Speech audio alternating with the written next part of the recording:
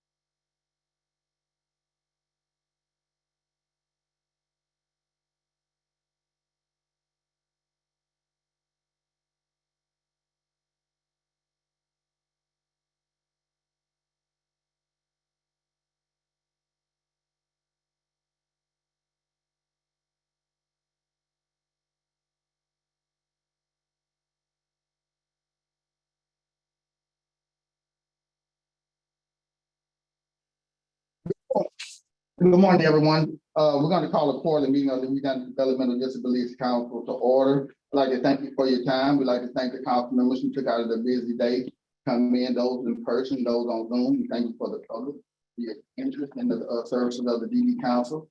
Time is now 8:38 on January 19, 2023. We'll begin with a roll call. Ms. Bill. Ms. Earhart. Here. Present. Ms. Banks. I'm here. Dr. Baravecchio. Here. Dr. Baravecchio is present via Zoom and does not count for him. Ms. Fitzgerald. Ms. Bayham. Here. Ms. Kosei. It looks like she's still connecting to audio, but she is on Zoom. Okay. Ms. Crane. Here. Ms. Eagle. Here. Ms. Gonzalez. I think she's here. Ms. Guidry. Here. Ms. Hagan. Here. Ms. Hano. I'm here. Ms. Harmon. Here. Ms. Email. Ms. Jordan. Here. Dr. McKee. Ms. Polizzola. Here. Ms. Richard. Here. Mr. Roca. Here. Mr. Rivera. Actually, that's not that. Ms. Stewart. Here. Ms. Tarver. Here. Mr. Taylor. Here. Ms. Washington. Here. Ms. Webb. Here. Dr. Wilson. Here, but by Zoom. He also does not count towards quorum. And Mr. Bristow. Present. Have a quorum to proceed. All right, thank you, Ms. Bill. At this time, would you please bring up the mission statement?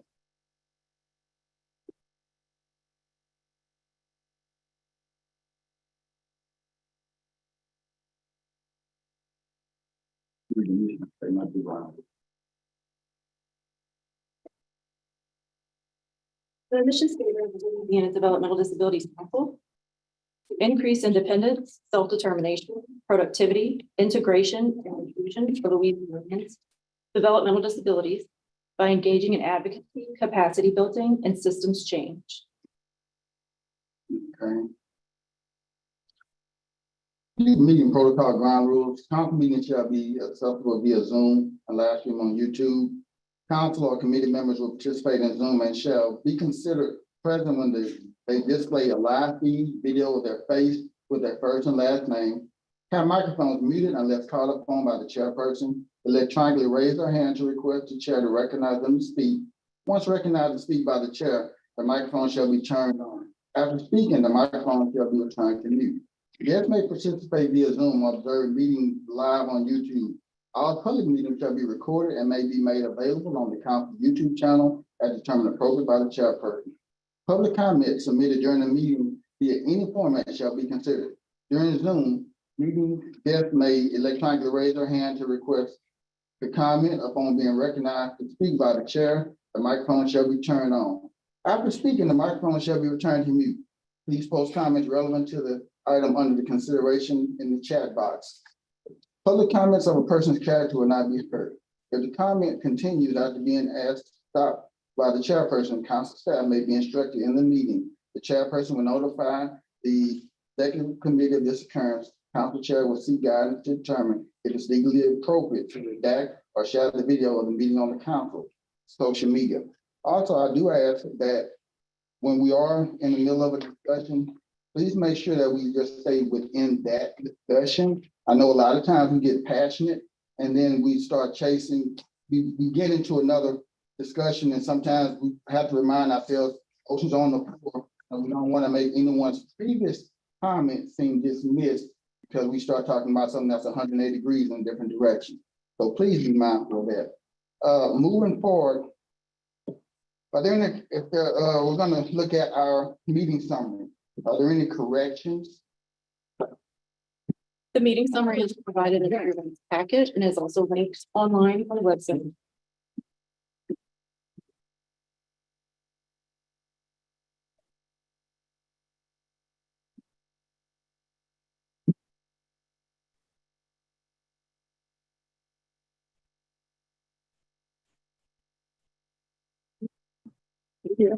Not hear anything, if there's no objection, if you can come to the food that distributed.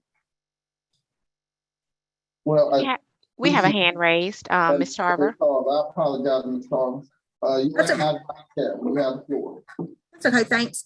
I think that I was marked absent on the minutes. And I was there. Okay, we'll make that correction. Thank you. Do we have any other hands raised? No other hand raised and no other comments. Okay, thank you for that.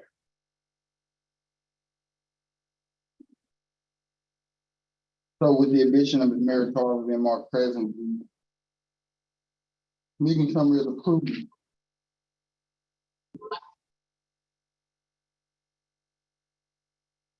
So next item of business is the chairperson report. My report. On October 13th, I got a chance to meet with my state representative, Kenny Cox. He's a representative of District 16. I wanted to make him aware, that the Lead Council is to use support. He's my hometown representative. I want to make him aware that I was the chairperson, and I want him to come to know who I am. That way, when the time comes, when there are any kind of business that's being discussed that could be relevant to the decisions that could be detrimental to our communities that we serve, I want to let him know that I am there and the council is there to be part of the solution and get some kind of guidance and direction. And not only that, moving forward, we like to make sure that he's independent. When there are bills that are being supported by the council, we love to solicit his support. Also on November 17th, I met with State Representative Tammy Phelps in Shreveport, in District 3. Also, pretty much the same thing. I went to go introduce myself, wanted to make her aware that I'm the chairperson of DD Council and I'm in her region, and love to solicit her support to being part of the DD Council when it comes down to anything that we have as far as any kind of bills, or just to make sure that there's any kind of action is being taken to make sure that you take us into consideration and consult with us to see if the decision that's being made can be a benefit or detriment to our services and to our populations. So that concludes my report as chair for my service within the last quarter. Anyone have any questions for me?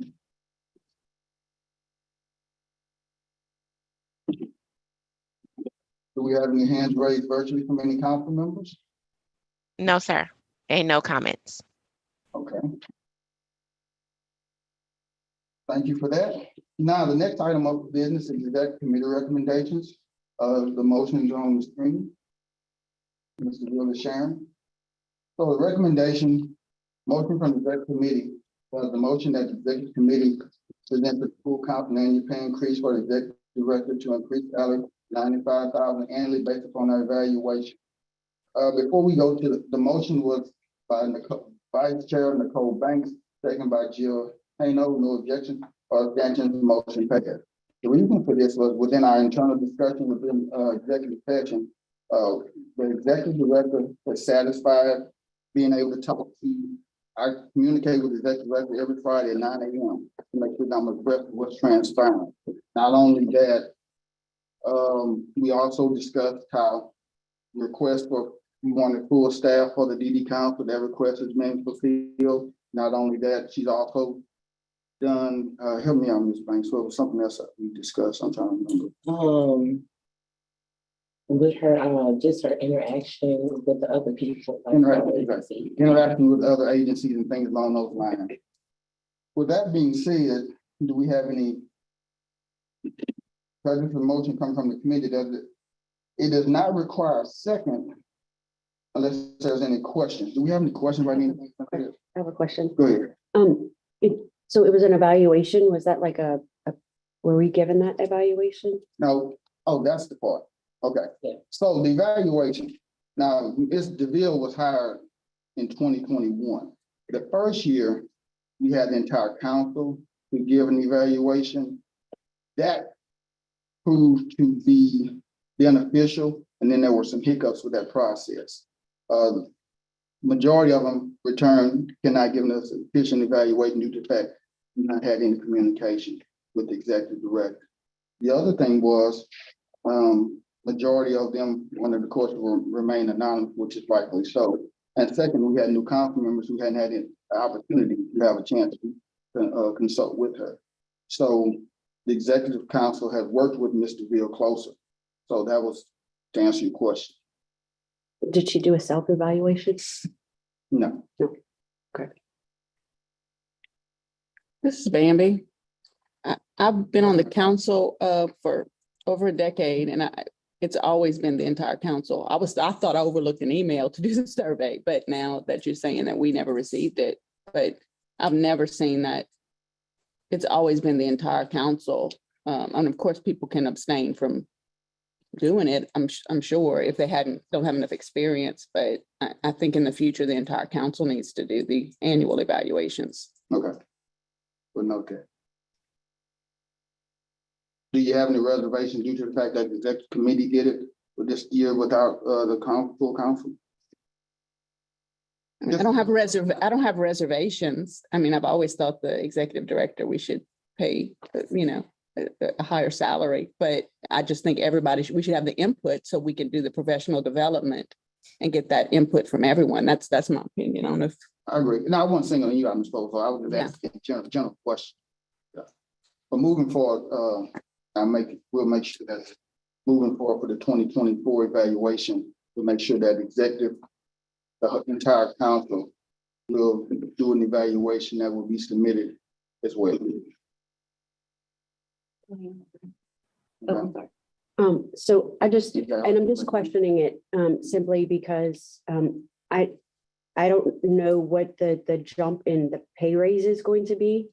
And if maybe somebody could explain where the money is going to be coming from for that pay raise. And, just to see if there was any change. I mean, I do it with every executive committee that I've served on, that we were all involved in at least the process, or there was a report given to see, even if it was a self-report from the executive director, to see, on paper, what was accomplished or what had changed. And so I don't know, how to go about being a vote if I don't know how big of the jump is, and, from money wise, and where that monies are going to be taken from. It's just my question. Okay, well, to answer the question, one of the things I would take into consideration is, with the exception of the executive director, all of the rest of DD council staff are state employees. So we based, the majority of it was based upon the fact that that staff receives annual initiatives to the 2% raise. They can get somewhere in between a 2% and a 4%. The annual incentives for the state employee is pretty much, unless there's something that's dimensioned for that work year, most of them are gonna, by default, will receive an annual raise. Mhm. And that falls upon the state.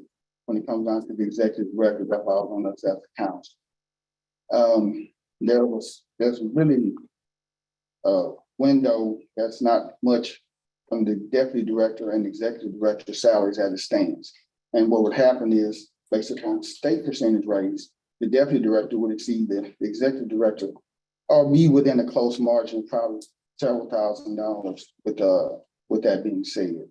So those are some of the determination factors as well as the factor of job performance. Does that answer your question? Yeah. Okay. Whose hand was raised first? Ms. Hannah? Yes, her hand was raised first. Ms. Hannah?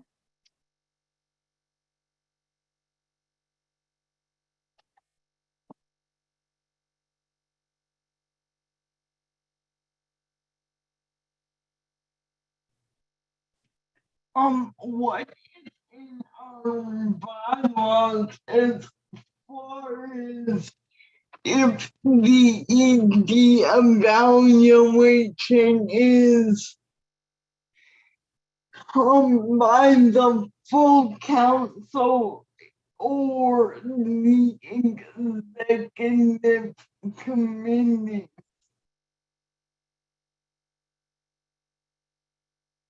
Question, please. With a bylaw. And it did, executive director. Value the full council. Cause Oh, I see. Is it in? Stand by, we're checking, and in that process, I'm gonna yield the floor, Ms. Cote, we'll come right back to you, Hannah. Wait, what? He's checking the bylaws real quick. Hold on Oh, just a minute. okay. He's checking for you. Ms. Kosei had her hand raised. Okay, I'm gonna go to Ms. Cote while Ms. DeVille is looking for the response from Ms. Hano, then we'll come back to Ms. Hano. Ms. Cote, recognized by the chair, you have the floor.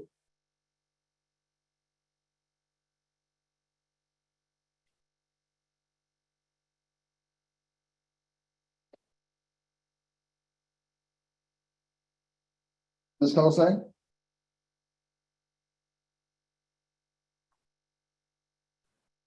I think she might be having some technical difficulties. We also have a hand raised in the chat, Ms. Kathy Dwyer. Okay.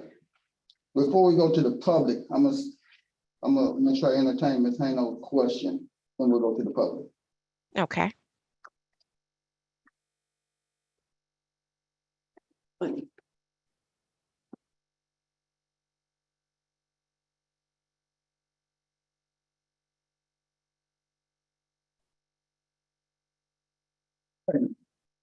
I'll read the evaluation process for the executive director. The executive director developed a position description for the executive director for the approval of the full council. The council developed an evaluation format which is based upon the position description. The following shall be applied to each job responsibility. Or just get something. You just shared it. Okay. The executive director, okay, there we go. The council develops an evaluation format which is based upon the position description. The following shall be applied to each job responsibility.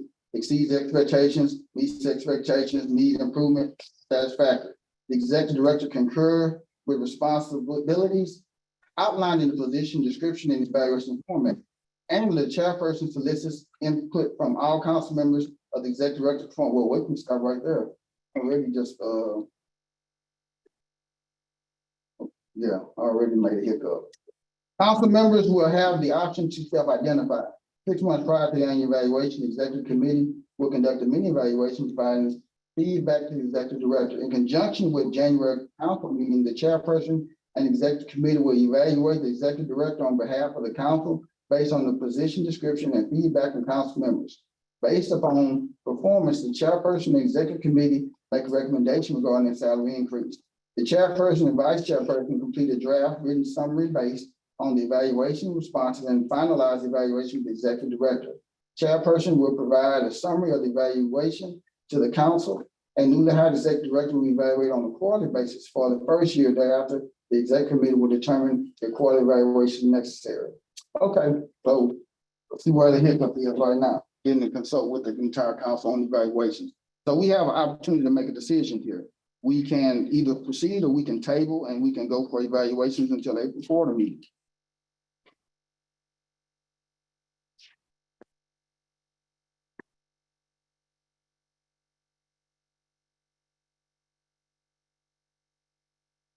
I'll be the first one to acknowledge that I was out of order when it comes down to the bylaws. I'll be the first one to acknowledge that.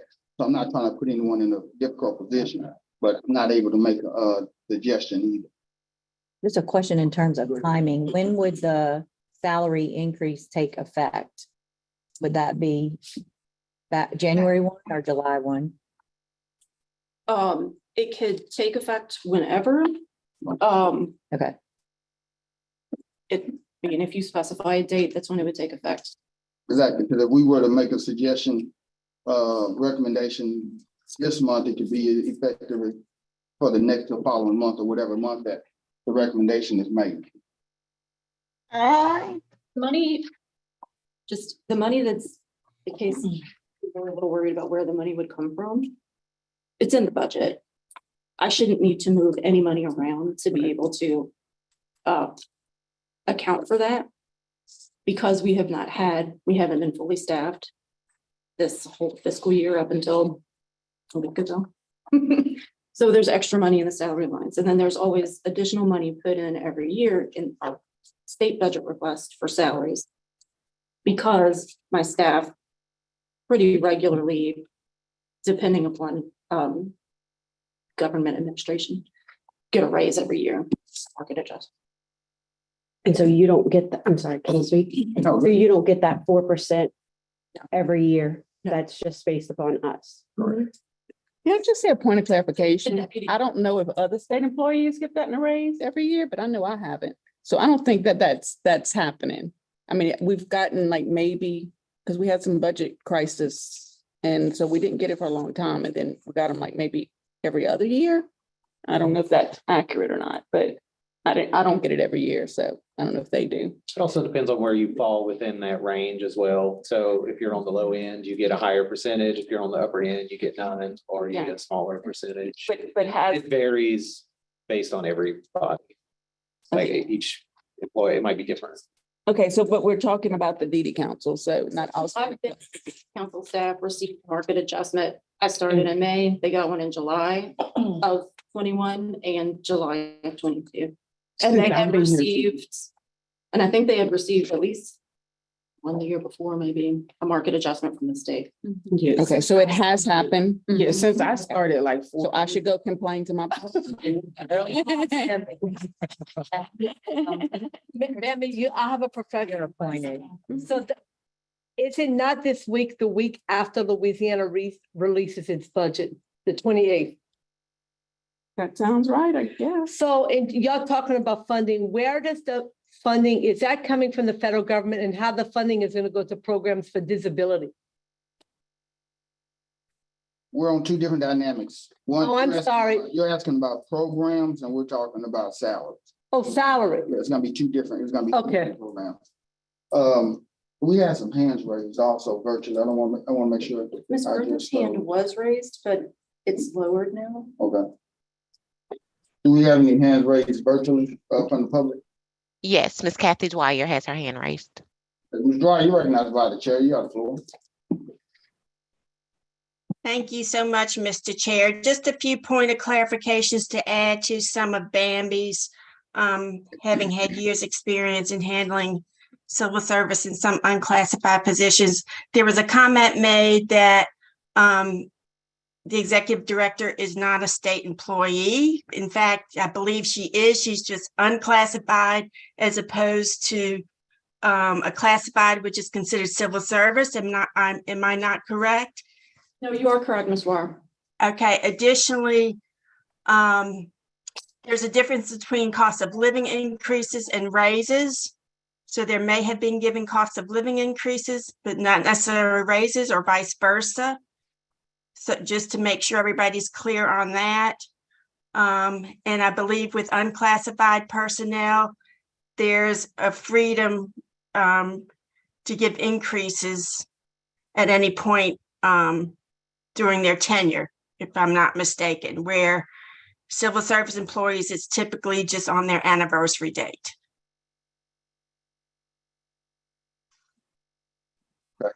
Thank you for that. Do we have any other public comment in regards to the topic at hand? Yes, Miss Vivian Webb would like everyone to know she's having technical difficulties with her camera, and she's working to get that resolved. Okay. And Mr. Philip Wilson has his hand raised. Okay, Mr. Wilson, you recognized by the chair. You got the floor. Yeah, thanks. Not to beat any dead horses here, but I'll just say that, HDC, Kathy knows this, has lots of unclassified employees and faculty, which are yet another division within state employment. And you can ask folks here, this past year, we got a raise, but it was the first raise, and I'm looking at Patty, she's probably in the same boat. The first raise in probably 7 or 8 years. So it isn't a simple matter of, if someone's performing well, they get a raise. For us, it's, is there enough money for the administration decides. So at the end of the day, I just want to say that maybe this should be looked at as a sort of, if there's such a thing as a comparable unit of government to see, are they giving raises in a particular year? And I'm talking about merit raises, not cost of living raises, but it would be the same, I guess. Civil service typically gets cost of living unclassified employees, unfortunately, are not, at least in the university, are, like I said, it's been 7 years since the last sort of raise. So so bottom line, my suggestion is that if there is any sort of comparable unit of government, maybe we could sort of benchmark, if you will, to that unit. Thank you for that.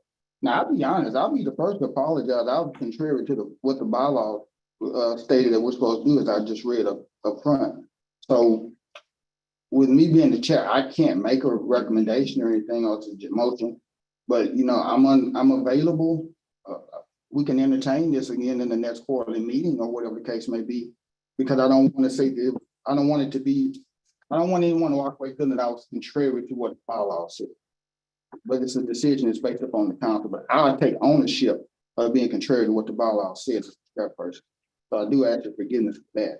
But at this point, I'm ready to entertain whatever decision that the council would like to move forward with, because I don't want to keep us bogged down here.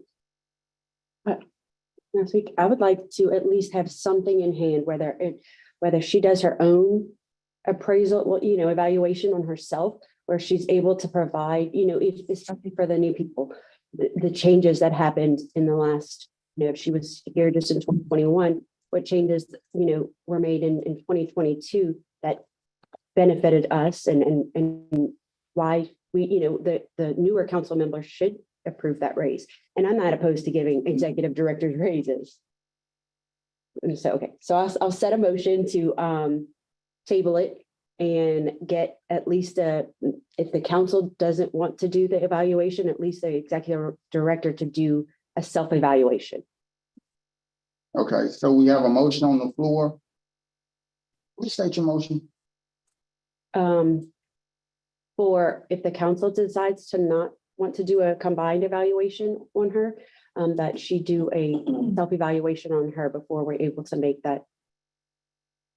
Next quarter. So can I just offer just a friendly, I would say we just need to follow the bylaws. Yeah. Right. Do what it says, we need to do people can choose not to do the evaluation, but that needs to be sent to all of us. We need to follow the bylaw, even though the timing will be off.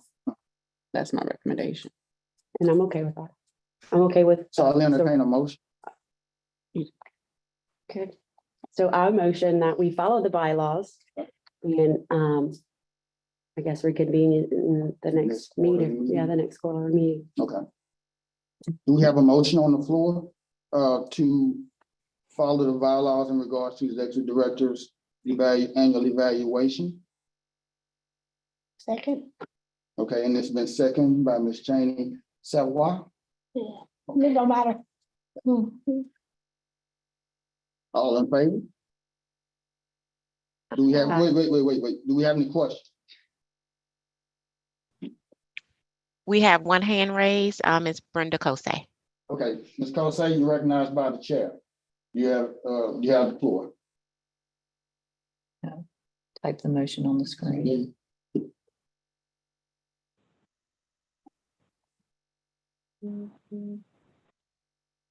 All in favor, agree. Thank you. Okay. Do we have any other comments from the public in regards to the discussion at hand? Ms. Vivian Webb would like the motion to be on the screen, please. I'm working on it. And Ms. Jill Hano has her hand raised. Okay.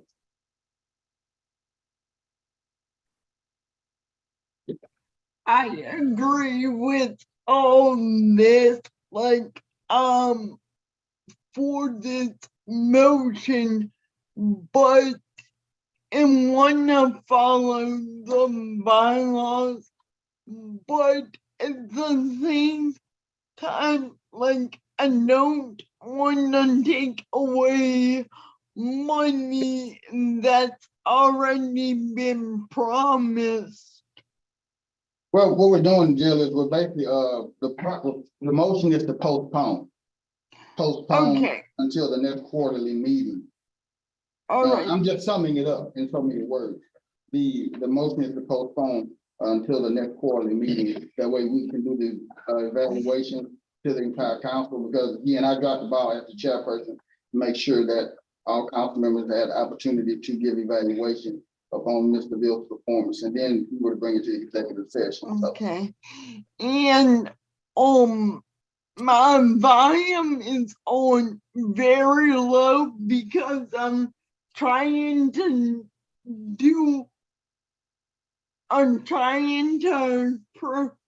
catch up on another work, but, are we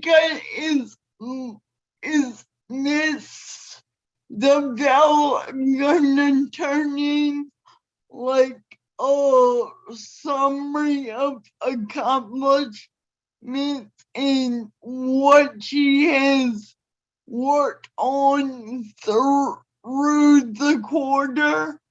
yes. Well, actually, not just the quarter, it'll also be including the year of 2023. Perfect. 2022. 2022. I assumed that's what you meant. Perfect. Thank you. Okay, do we have any other hands raised? Bye-bye. Remind everybody, we do have a motion on the floor, postpone, I'm summarizing, postponing the director's evaluation until the next quarterly meeting. Do we have any more questions? Any more discussion? So we have a motion in a second. All in favor? Let's say aye. Aye. Any opposition? Okay, ayes have it. Motion passes. And again, I apologize as the chair for overlooking the bylaws when it came down to the evaluation. Sorry that to the chair, not to anybody else, executive committee or to the executive director, anybody that part. I take ownership. Okay, moving forward.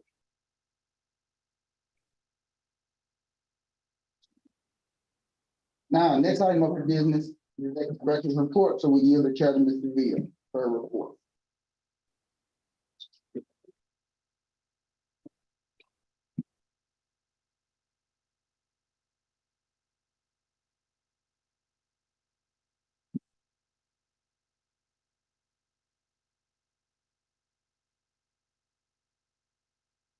The ED report should be in your packet. It's also linked on the website on Tuesday.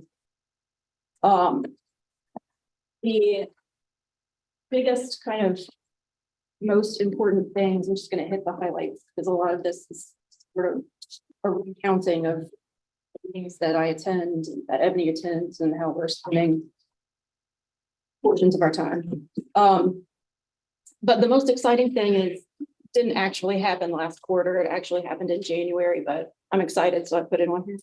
For the first time since 2019, we have all 8 positions for council staff. So the newest person started last Monday. So we're very excited to finally have all positions filled, and we're working on training and getting people up to speed. Program performance reporting for fiscal year 22 was due December 30th. And the report was completed and submitted on time, and they should be working through the review process. If they haven't already started, it should be starting pretty soon. No word on when we'll get feedback on the performance report. It usually takes a number of months before we get any feedback. And then I had the opportunity in October to attend the NACDD, which is the National Association on Councils,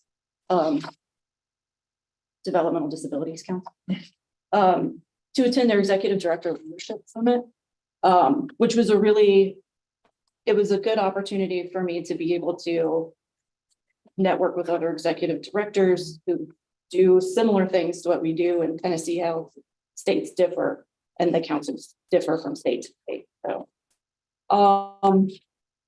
and those are the big highlights from over the quarter. A lot of time was spent on performance reporting. It takes, they call them burden hours, and it takes, they estimate about a full month burden hours if you've got working on that work. And a lot of councils have multiple people working on the report and getting it done.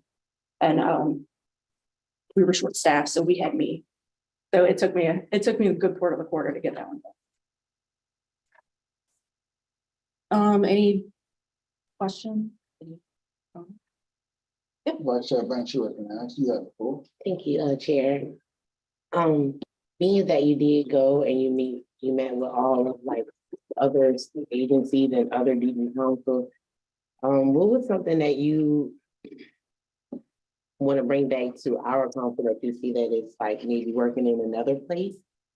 Or something that we can, just something that you feel like you can definitely bring to our council and it would improve us. I mean, it's really hard to say because everyone is so different.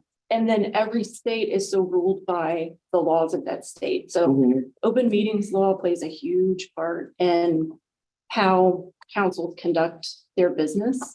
So we have 2 days of fully public meetings for our council every quarter, but a lot of states have council meetings that last half a day. And they get everything done. And some of them last like 2 hours. So it's like, there are some councils that spend significantly less time doing this.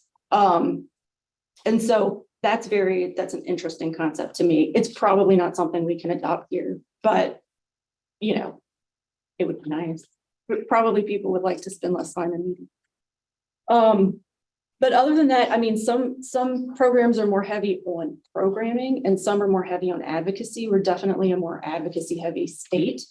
So then you can just tell from state to state, those focus more on advocacy will have the bigger wins in systemic change legislatively, where some of the ones that are working on programming don't ever see those really big gains. Yeah. So everyone is so different. It's hard to kind of take one thing and be like, oh, I'd love to do it there. There are things I'd love to do here, but other things kind of prevent, laws of our state kind of prevent some of those things. So. Thank you. Yeah. Are there any other questions from council members on regards to the executive director's report? Ms. Paula, you recognize your chair. So can we be introduced to who the new staff members are? Sure, they're not in the room right now, but or at some point. Yeah, so I will say that Hannah Jenkins, who was our administrative assistant, moved into the program monitor role. Oh, cool. And she's overseeing programs like Partners in Policymaking, the Youth Leadership Forum, and some of our other contracts. And then filling the administrative assistant role, her name is Ann Montalero. And filling the program manager position that was open. Oh, here's Ann. I'm the new Hannah. New Hannah. And then filling the program manager role is Stephanie Carmona. And that program manager role takes lead on planning and performance reporting and state plan reporting and all of those federal functions. So she will be working to learn some of those reporting features and start working on that, because it won't be too long before we have to submit our state plan again. So. Any other questions from council members in the room before I go to the virtual platform in regards to the executive director's report? Ms. Hano, I see your hand. You're recognized by the chair. You have the floor. Thank you. Okay, so I was reviewing your that's Ebony. Good job, Eb. Thank you. So everything, okay, you have I saw a few different dates you said. iTech office hours, is that to work on the performance review thingy? Yeah, it is. They, ITAC, which is our technical assistance for the disability councils, usually when we're close to reporting time, they will start having regular office hours on Friday afternoons. So people who have questions or need some help with something can tune in and get some assistance with whatever you need in their reports.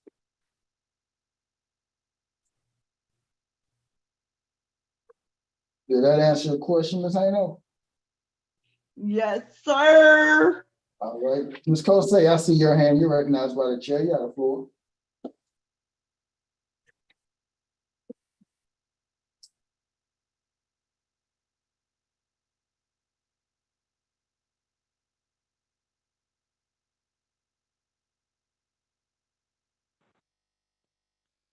Kosei? Hello?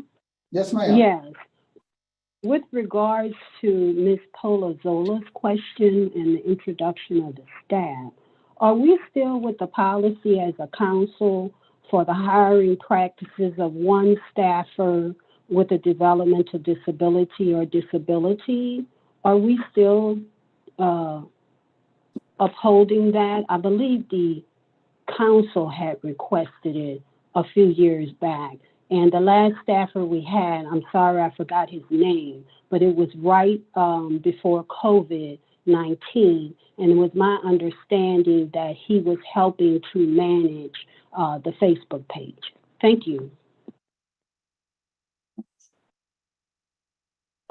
Sure.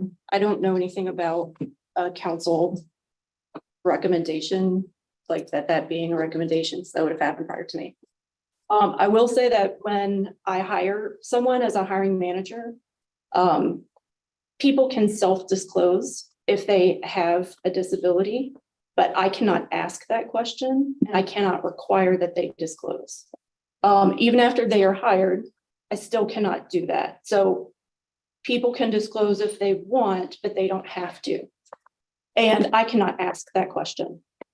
So, and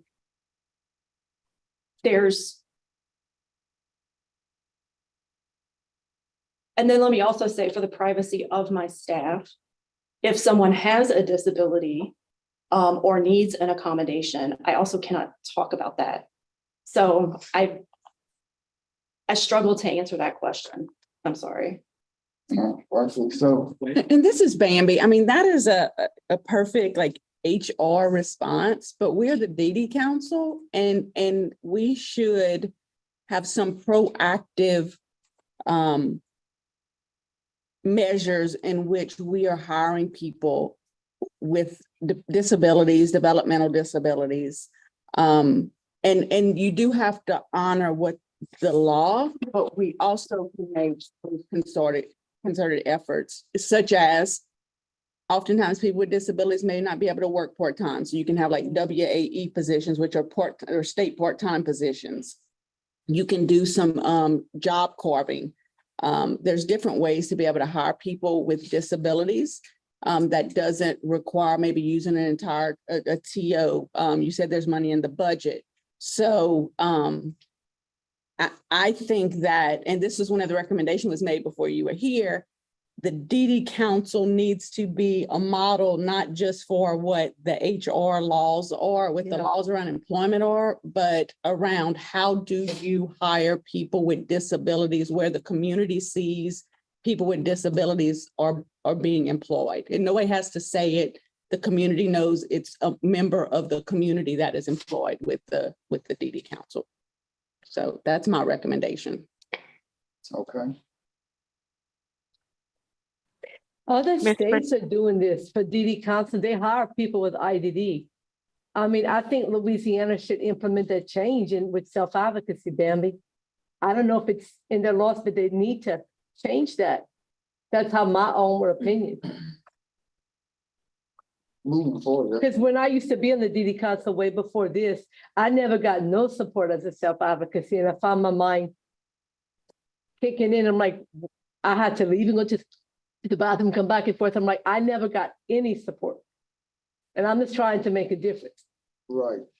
Moving forward, the message is there a way to circumvent those questions and still think that we can make sure we satisfy that which is being asked of? I mean, I still can't ask you.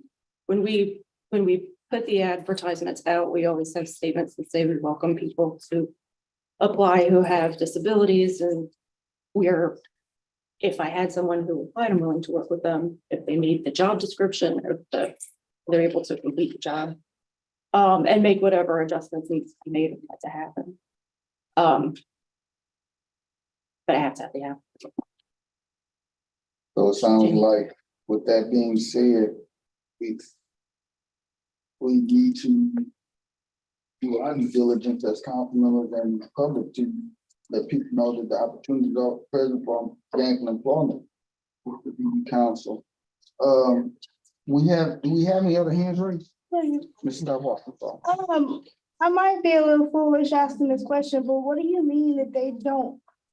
You can't ask if a person has a disability or if they disclose it, because it's been 6 years since I've applied for a job, but I remember checking the disability box on applications. So I don't know if it's A lot of like applications. different jobs or. Yeah, there are, a lot of applications have, will have a screen or a question about whether or not you have a disability. But with the state, at least, that information, I don't know if the state has it or not, but it does not come to me, like I never see that. And I think that's a federal reporting feature that they put into place.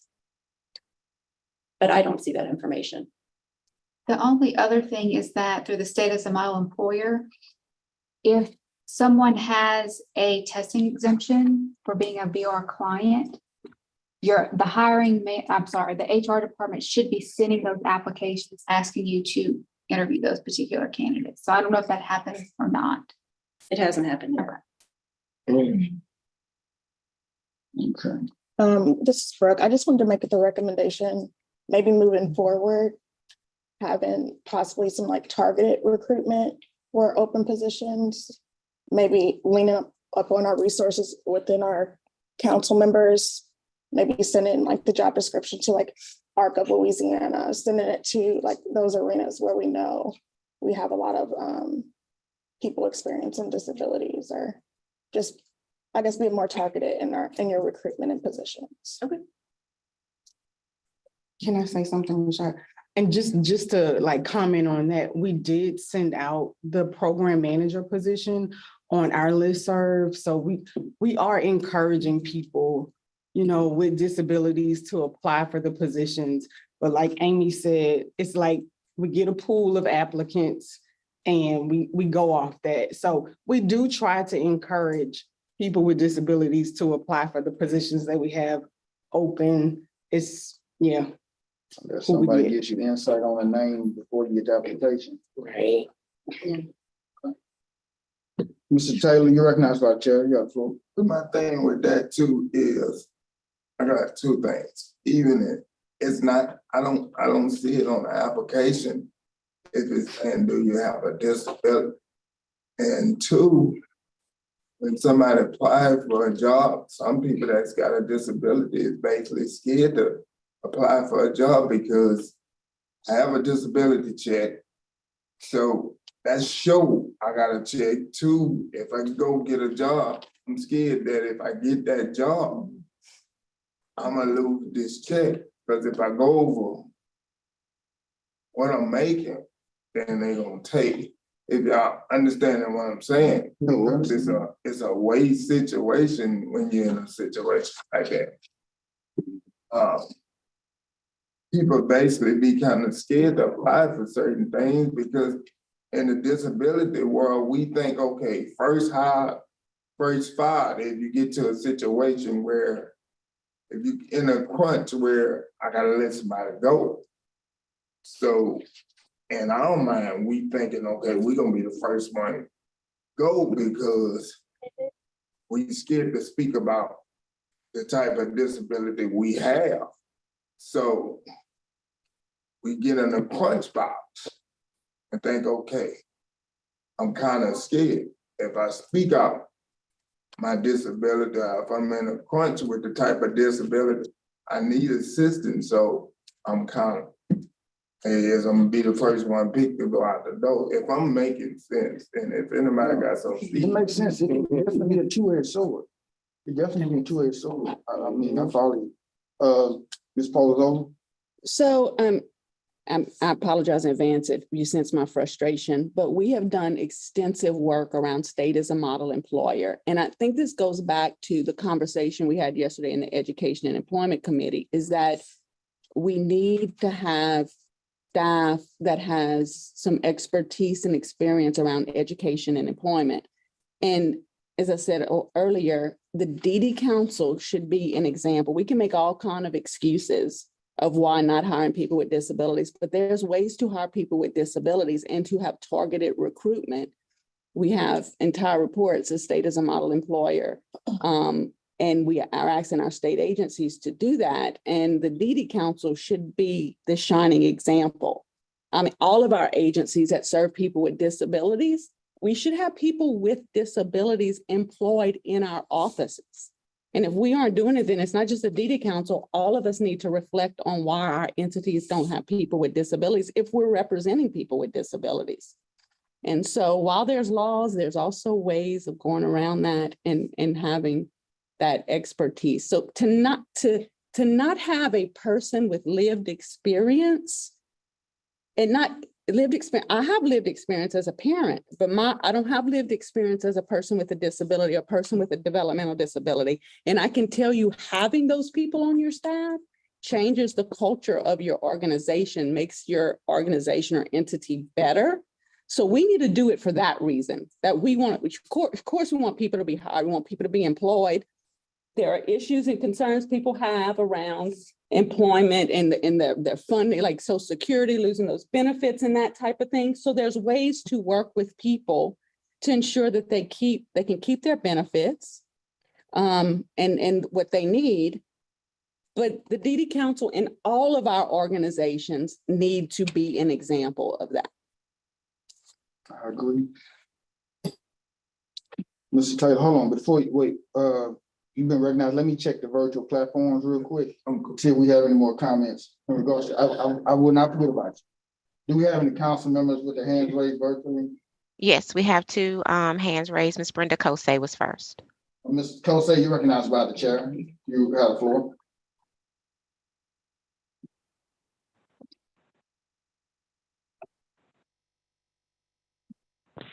Hello? Yes, ma'am. You have the floor. Yes, I concur with the comments during this discussion thus far. And I do want to reiterate that my question emphasized that the council members voted on this. It is in several minutes. It occurred prior to me returning to the council. If we want to go back and reference so that we will be knowledgeable of what has occurred prior to us serving or being hired. Now, if we need to have a motion on it, if it doesn't break any HR rules, we might need to do that. I don't recall it being removed, and I've been serving since COVID. So I do want to reiterate that I'm glad that we are having this discussion. Thank you. Thank you for that. Dr. Wilson, after your hand, you're recognized by the chair. You have the floor. Thank you, Mr. Chairman. So there's really not a lot I can say that goes beyond what Bambi said, other than to say that as the sister agency, as the you said for the state of Louisiana, if the council is serious about trying to apply the principles of state as model employer, we will put some skin in the game. I hesitate to volunteer my staff without at least talking to them. But as you're aware, we have several people who understand customized employment, who serve on the same committee with Bambi and others that are on the same, the state as model employer part of that initiative. I want to be part of a proactive and constructive, it sounds like there's enough people that are galvanized around this that we just need to look back at our history and see what happens when it's easy to point out what's wrong and it's hard to go forward. And so I would prefer that if the council is so inclined, we will work with the full council, with the executive committee, with the director, whoever it is, to try to provide some consultation and support around assisting the council to have actual employees with lived experience. I think I prefer to say it that way than to talk about, people with disabilities. So that's a sort of an offer. I can't make any motions or vote today, but so I'll try to limit my long-winded discussions. But if there's something that we can do proactively, we will be very happy to be engaged in that conversation. Okay, thank you, Dr. Wilson. Mr. Taylor, you recognize, you have the floor. I totally agree with Ben. And for the disability community, when I say disability community, I'm talking about all of us. When we try to acknowledge what we're concerned about, we also need people that could understand where we're coming from. It's just not about the check. It's about housing. It's about a lot of things that's wrapped around us. If we do this, we gotta weigh this. If we get this, we gotta separate this. So it's a lot of people that's not knowledgeable.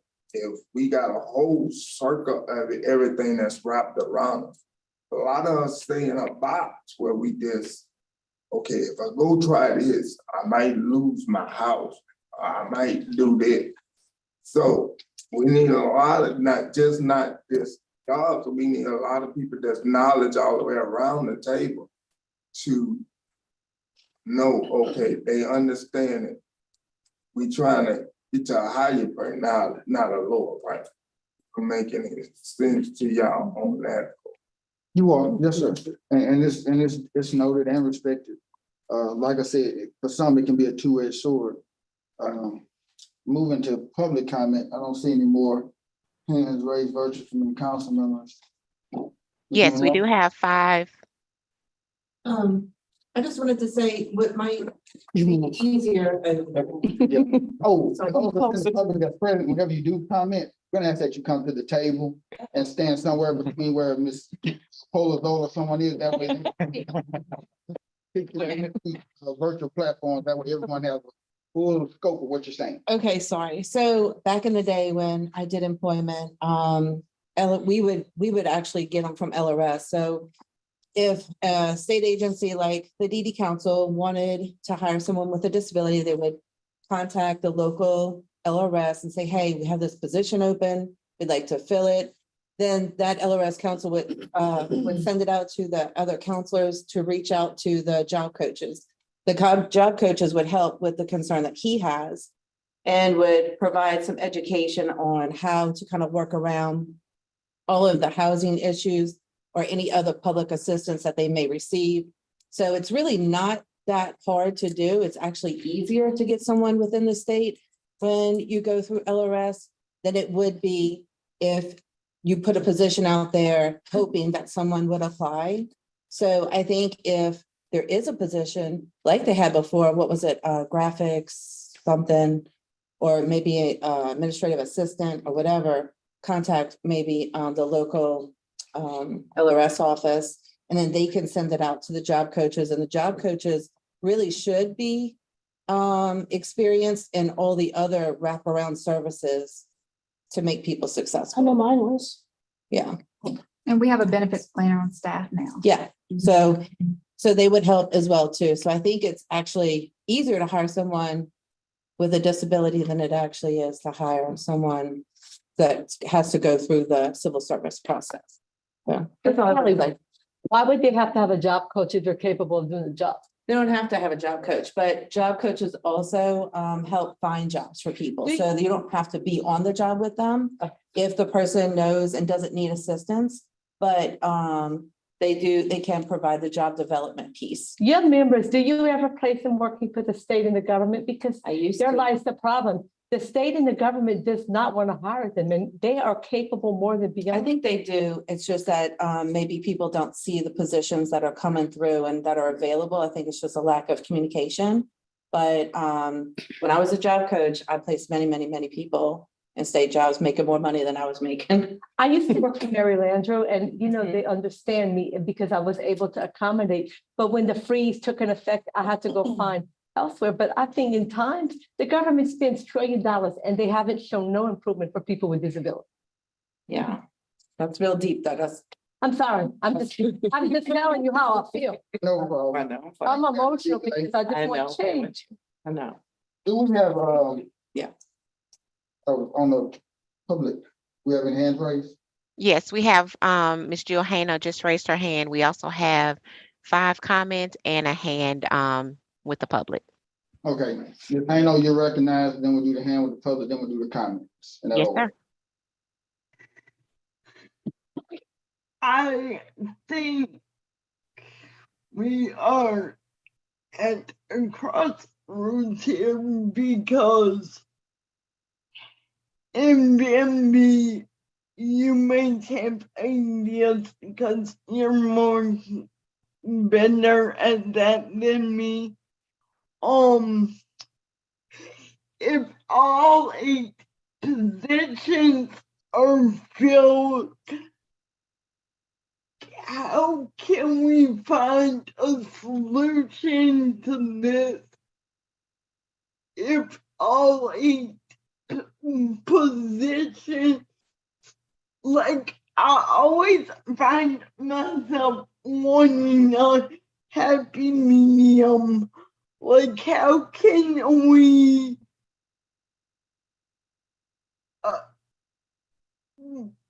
have a person on staff with a disability, but I mean, like, how can this happen with a current full staff?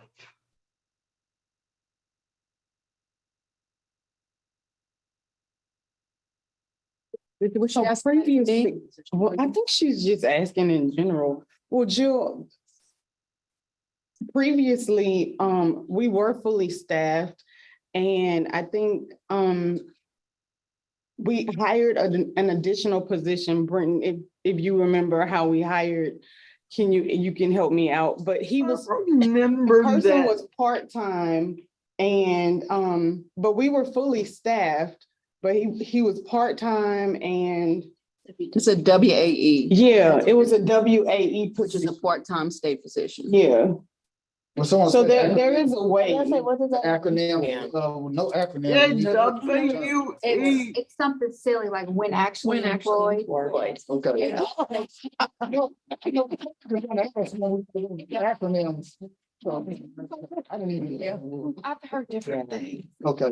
Nobody really knows what it means. It's like a part-time position, like they can only work for so many months usually. It's 240 hours a year, is that right? 1245. 1245 a year, and the agency can my understanding is the agency can request that they can have this each year and get that approval. I think the reason it's called when actually employed is because they only get paid for the hours they work, as opposed to other positions, you get paid and you turn in leave for the hours you don't work. So it's a Okay. positive time entry as opposed to a negative time entry. Oh, Okay, that makes sense. that makes sense. Let me go ahead and entertain the question from the public. There was a hand raised, Ms. Rakisha. Good morning. This is Charlie Michelle. I'm the Executive Director of Bioland Families Helping Families. Good discussion. And Jill Heno, I agree with you. You can't really fix it right now because we have a full staff, but that doesn't mean we don't want to We just lost you. Looks like he's new. You're muted, Charlie. Okay, yeah, it said the host muted me. I'll try to be. I'm so sorry. I'm having technical difficulties. I'm sorry, Dr. Michelle. That's all right. I've been shut up by my wife so many times, I'm used to it. Okay, well, so what I'm saying is, Amy, I think it was Amy that said it. You have to be very careful with this, because while our desire is to have someone with a disability, there are certain human resources responses that are required. However, one of the things that you can do very easily is when you're setting up the job wanted form, and you have a job description and you have the characteristics and all, one of the things that you can put on that advertisement is a statement to the effect of something like priority consideration will be given to qualified individuals with disabilities. So you do that, you're not asking them about a disability, you're not precluding anyone else from applying, but when you're doing your rating systems during the interviews, you are able to then prioritize the people. And if there's a tie or even a close thing, the person with the disability would get preferential treatment on that score. And the other thing is, how do you do this without asking a question like, what disability do you have? You can't do that either, but you can have questions like, what is your experience with individuals with disabilities?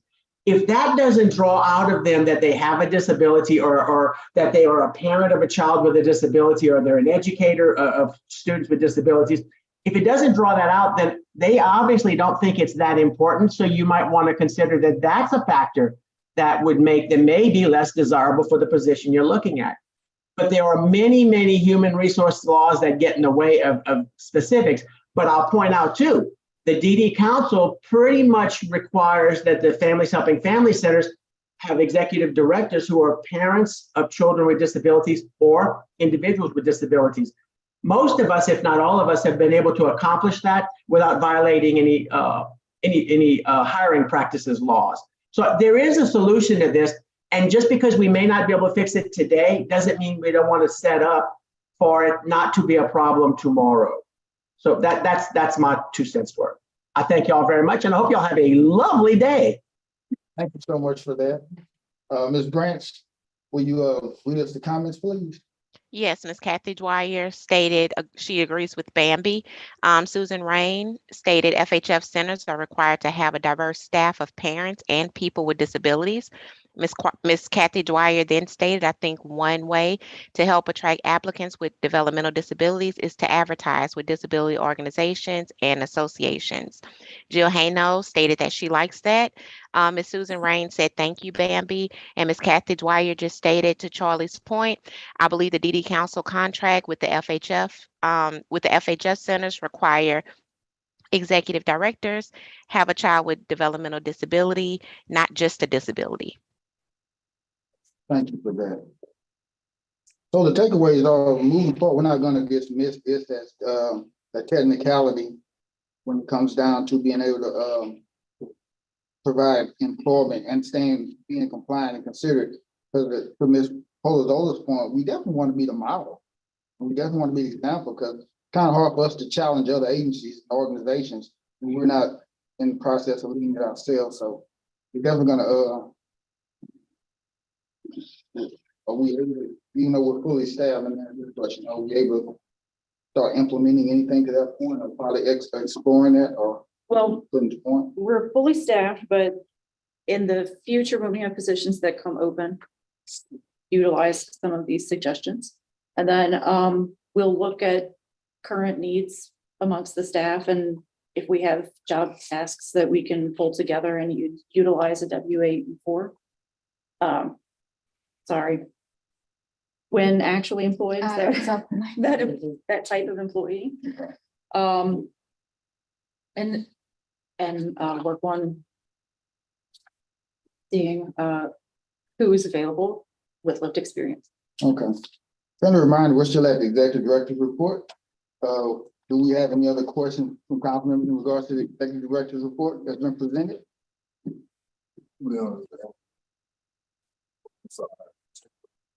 Mr. Taylor, you recognize you have the floor. Oh, we're still on the thing about job placement for people with disabilities. No, well, if you want to, but we're basically moving forward.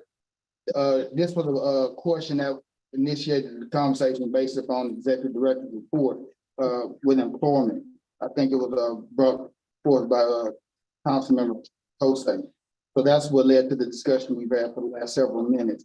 But we still in the executive director's report. We haven't moved any. We've got a quick question. Go ahead. Are we, if we get somebody that's disabled, would y'all be able, is y'all ready to, they need special equipment or anything?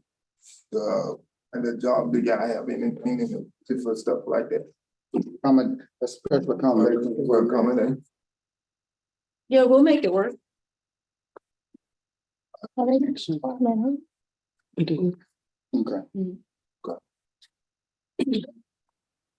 Any other questions from council members in regards to executive director's report in the room? Do we have any other questions? Ms. Hayno, I see your hand. You have a question regarding the executive director's report that was presented? If I can telecommute and quit the council, you got yourself an employee with a disability. We would love to have you, Jill. All right, duly noted. Get on. Are there any other questions in regards to the executive director's report in the virtual platforms, Ms. Branch? No, sir, not at this time. Okay. This report requires no action and we placed on file. The next item of business is the budget report. We give a floor to Ms. Amy DeVille for that report. I'd be happy to resign from the council.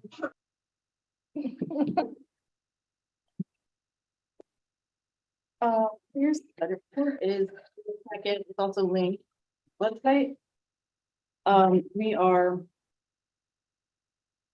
2 quarters into the state fiscal year, so this budget you see is state fiscal year budget. When you are 2 quarters, we're about halfway through. But for those of you who were in the meetings yesterday where we talked about numbers not quite matching 50% because we don't have invoices in, this runs the same way. We are but we're doing very well budget wise. So we are at our salaries are still at 38%. And like I said, it's because we've had 2 quarters without 2 staff positions being filled. Total travel is still low, but that's because really the only travel costs that we're incurring are the staff meetings. I'm sorry, council meetings that happen once a quarter, and not everyone comes in person. So operating expenses are at a little over 50%. And then contracts are at 34%. But again, some of that, or a good portion of that, is because we don't have all of our in people.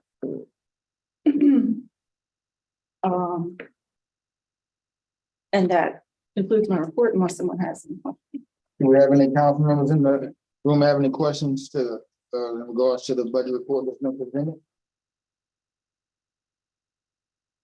Do we have any council members with their hands raised on the virtual platform in regards to the budget report?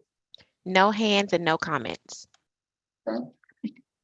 And no questions, no comments, this report requires no action and we placed on file. Next order of business is the WH business plan presentation. Yeah. Ms. Hagan? And I'll ask Mindy to chime in and help me with the presentation as well as we go through. I had sent the PowerPoint to Hannah. Hannah, are you able to pull that PowerPoint up? Yes, 1 second. Okay, I'll start talking while she's pulling it up. So wanted to give you guys a little bit of information or a lot of information and tell you where you can go find more information about our LDH business plan. Under Secretary Phillips' leadership, he feels it's very important that the Department of Health be transparent about the things that we're working on and that we hold ourselves accountable. And one of the ways that we're doing that is through the Department of Health business plan. We actually started this process last year, and we identified several deliverables and metrics to work on throughout the year. And then we've recently, I think it was around November or December, submitted sort of our report card of ourselves and what we were able to accomplish last year.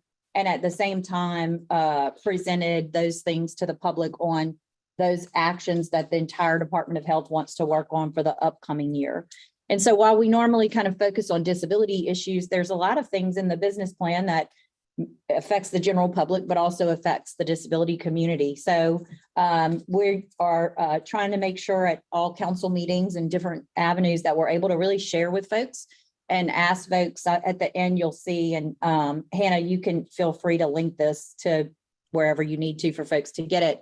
There is a link to the entire business plan. I tend to talk fast and I will talk fast, but there's a whole lot more detail in there about things that we're working to accomplish. So you can go to the next slide. This just shows you, this was for a business plan in our last fiscal year 2022. And we had 4 major commitments to improve the health and well-being of Louisianans with an emphasis on prevention, to reshape our team LDH culture, and to enhance customer service partnerships and community relationships, and promote transparency, accountability, and compliance. And so again, this is our report card. We had 258 deliverables. So for us, deliverables are, these are specific action items that we are going to accomplish. And we met 246 or 95% of those 258 deliverables. I will share with you, Secretary Phillips felt it's very important that we meet those deliverables, and you'll hear her jokingly talk about how some of the staff didn't love that we got this 90. It was hard to get this 95%, but we were able to accomplish it. And again, you know, this is our report card and what we find important. The other thing that we did is we set actual goals or metrics. So it wasn't just we're going to meet these deliverables, we're going to do A, B, C, D, but this is how we're going to measure if we have success or not. And we'll talk about some of those as we go. But for the goals, we were able to accomplish 88% or 37 of the 42. Okay. I will just run through and give you guys, tell you guys some of the major accomplishments that we had. Again, this is last fiscal year's kind of our report card. We were able to increase access for dental coverage and services for adult Medicaid population, those with intellectual and developmental disabilities, to improve health outcomes. I think you guys are all aware that we were able to have adults with in our OCD waivers be able to have access to comprehensive dental coverage. We'll talk more about what we're continuing to do this upcoming year. We were also able to improve access to substance use disorder treatment and quality of care. We opened 2 OTP clinics that were moved to 24/7. And we were also able to make some improvements in care for individuals with serious mental illness. They rolled out the comprehensive crisis system of care last year. And so that was a big deal. For those of you who don't know about 988, if you need more information, please let me know. But we were really excited to implement the 988, which is pretty much like 911, but for behavioral health, mental health. If you just need somebody to talk to, it used to be what we called the suicide line. It's no longer called that. If you're in any type of a crisis, that's not physical health. If you need to go to the emergency room for a physical health issue, please do continue to call 911. But if you know anyone who's, again, anything from considering suicide to I need somebody to talk to, 988 is now up and running across Louisiana, and we're trying to really make sure folks are aware of that number and that resource is there for them. Okay. Again, I'm talking fast. If y'all want me to read all the notes, y'all can see all the notes. We also did work to improve early detection of colorectal cancer and treatment of high blood pressure and diabetes. We were able in the Medicaid population to see that there was a significant increase in the number of people who were able to get those colorectal cancer screenings, which we know will help to promote wellness in the future. We've also done work on improving health outcomes from pregnancy through childhood, and then work on increasing and strengthening the service delivery system for our vulnerable residents. And the primary thing there, I went too fast in my notes, you see. I'll add one little note on colorectal cancer. Why colorectal cancer? Because of all the cancers, it's one that is detected early enough, has really good treatment and response. And so we were able to improve 2%, which sounds like not very much, but when you are able to screen 2 percentage points more people, then you increase the ability to detect it and then have people be treated in time to, not go down a bad pathway. So that's why that one is a priority, and it will continue to be a priority in this year's business plan as well. So anytime you have an event or a gathering where you feel like we need to get some of those colorectal screening kits to people, please let us know, because it's a department-wide initiative. Another important piece of that is for this year. Don't know if everybody's aware, it used to be that it was recommended you begin those colorectal cancer screenings at age 50. They've now reduced that to age 45. And so we're also in those messaging, trying to make sure folks are aware that it's now recommended you start those screenings at age 45. In terms of increasing and strengthening our service delivery for vulnerable, see, I need to slow down. Residents, we here were able to implement, and we talk a lot in the DD Council about TEFRA. We were able to get the TEFRA program started on January 1, and we know that we have a lot of individuals and families who've now benefited or benefiting from being able to have access to those Medicaid services. And we also did some looked at the turnover. I know we talk a lot in here about the direct support professionals and the need to have direct support professionals to help people continue living in their home and community. We were able to do some rate increases that then required some additional salary floor for our direct support professionals. And we were able to use, anytime folks provide services and waivers, they have to clock in and out using electronic visit verification. So we were able to use that system to measure the turnover rate of our direct support professionals. Excuse me. And for OCDD, we were able to see a 2.5% reduction in our turnover rate. We were also hoping to have a bigger pool of direct support professionals, and we thought, oh, we're going to increase that by 5%. We did not see that increase of 5%. So while we were able to see some difference in keeping people in the field of direct support professionals, we weren't able to see a lot as much in terms of recruiting new staff into the field. And then I'll turn it over to Mindy to talk to you guys about the PACE site.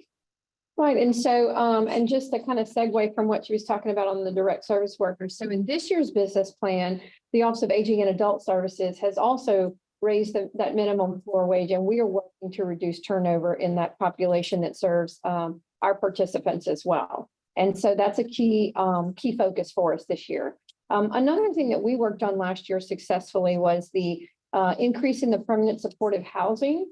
So our PSH office helps people wrap services around folks within a housing. Through the years, it's been proven that housing equals health. When people have good, stable housing, that improves their health.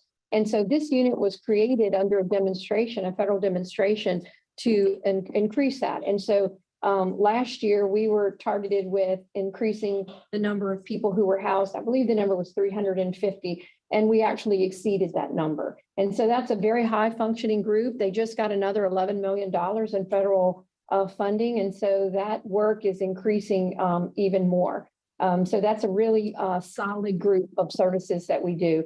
And I think what's important about that program is the amount that a person pays for their housing is dictated by what their income is.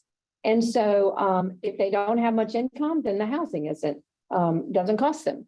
And so anyway, that team is very highly skilled in all the federal regulations that surround housing, as well as they know the social service part of providing wraparound services. The other thing that was a target last year was increasing the number of PACE programs. So PACE stands for the program for the all-inclusive care of the elderly, PACE. And so right now we have 3 PACE programs, one in Lafayette, one in Baton Rouge, and one in New Orleans. And so we were charged with increasing that 2 more sites. And so while they're not open yet, we did select vendors to run those sites, and there'll be one in Alexandria and one in Shreveport. And those will be opening up probably by the end of this year, because those sites require, construction. And as you well know, with all of the supply issues that we've had, those timelines are a little delayed. But the vendor that will be running the one in Alexandria is Trinity. They're a national company that's opened up PACE programs in other states and done a very good job. And then Ochsner will be driving the one in Shreveport. And so we also were looking to increase the enrollment in those PACE programs. And just to kind of give you a little refresher on PACE programming. So PACE programs are, it's sort of like an adult day healthcare, but it also has primary care physicians and other services in that entity. So when a person comes for the day, they can see a doctor, they can get occupational therapy, they can get physical therapy. There's a socialization aspect of it. It's kind of a one-stop shop. And so it's really good for people who want to stay living with their families, but their families need to go to work. And they also, it's almost kind of a concierge as far as helping people get their doctor's appointments. They will take them to their specialist appointments. It's all built into this model. And the model is, it's a per member per month amount. So it's all rolled into that one amount. And so of course, the financing, whether they have Medicare or Medicaid, those type of things, have to be worked out. But the enrollment on those, we've allowed in our budget, state budget, for 200 slots at each of those 3 locations.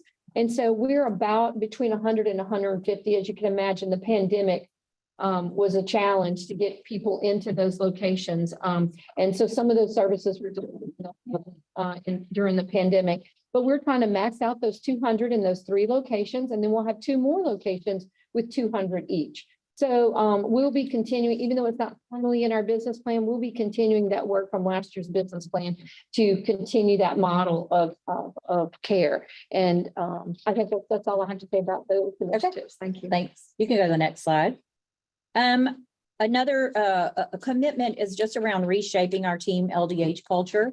So similar to part of the conversation we were just having, we've had some concerted efforts to make sure that we're looking at diversity, equity, and inclusion within the Department of Health. That includes multiple facets. It includes disability, it includes race, it includes, the geographic locations we have folks, and we're taking a look at a lot of different measures and metrics. And we have seen some improvements in terms of those folks that we do employ within the Department of Health who meet those criteria.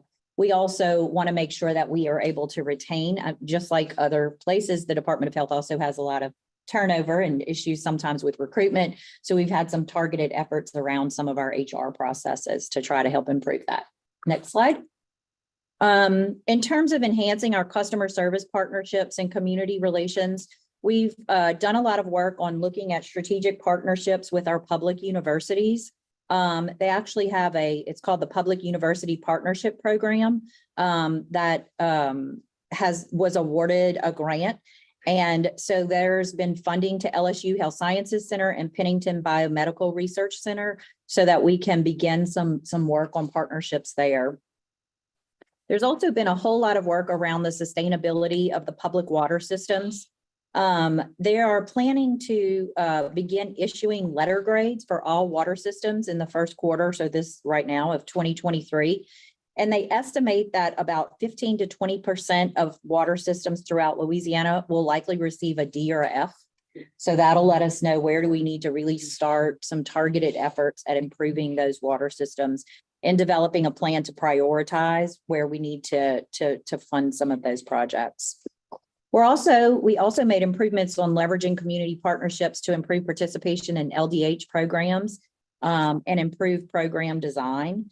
So we now have an LDH community engagement toolkit, and anytime, and OCD, all of our offices, Secretary Phillips has really asked us this year to get back in the public. During the pandemic, we've all sort of been inside. She wants us all, and she's told us all, I want you out. I want you in the communities. I want you across Louisiana. But we also know that we want to do that strategically and think about how do we reach the most people. So we now have developed a departmental community engagement toolkit that helps us to think about how are we make sure we're getting in the communities we need to, ensuring that people that not that we're there, but that people know we're there and actually come and, are part of the messaging that we have. So we have a toolkit to help us with that now. Okay, next slide. They developed and implemented a comprehensive Medicaid provider rate review process. What this process includes, and we talk a lot about the need for rate increases in different areas across the board in Medicaid. So what this process will do is it takes any and all Medicaid rates that are paid to a variety of providers. And on a 3-year cycle, they will do a rate review. In that rate review, they will look at what are other states, specifically southern states, paying for those services and have a report that's available to the legislature. This way, if there is additional funding, then the legislature can use this report to see where the biggest gaps or the biggest area of need may be. And again, that's across all of our Medicaid rates. And then we're also working on improving our compliance with state, federal, and agency requirements. You guys all read the newspaper and know that sometimes the Department of Health gets called out when it comes to audits or different things along those lines. And we really want to have targeted efforts to ensure that we're compliant, not just compliant with things they find, but really taking a look at how do we make sure we don't have any of those audit findings in the future. So that's, again, a very quick summary of last year. And then moving forward this year, you can go to the next slide. We also have 5 commitments. And we have 18 initiatives, 45 goals, and 253 deliverables. And I'll get into each of those, so you can go ahead and go to the next slide. Our first commitment is improving the health and well-beings across the lifespan of Louisiana. And so you'll see, again, just a focus on health here, of course, because we're Department of Health. And one of our first initiatives is to improve health outcomes in pregnancy through childhood.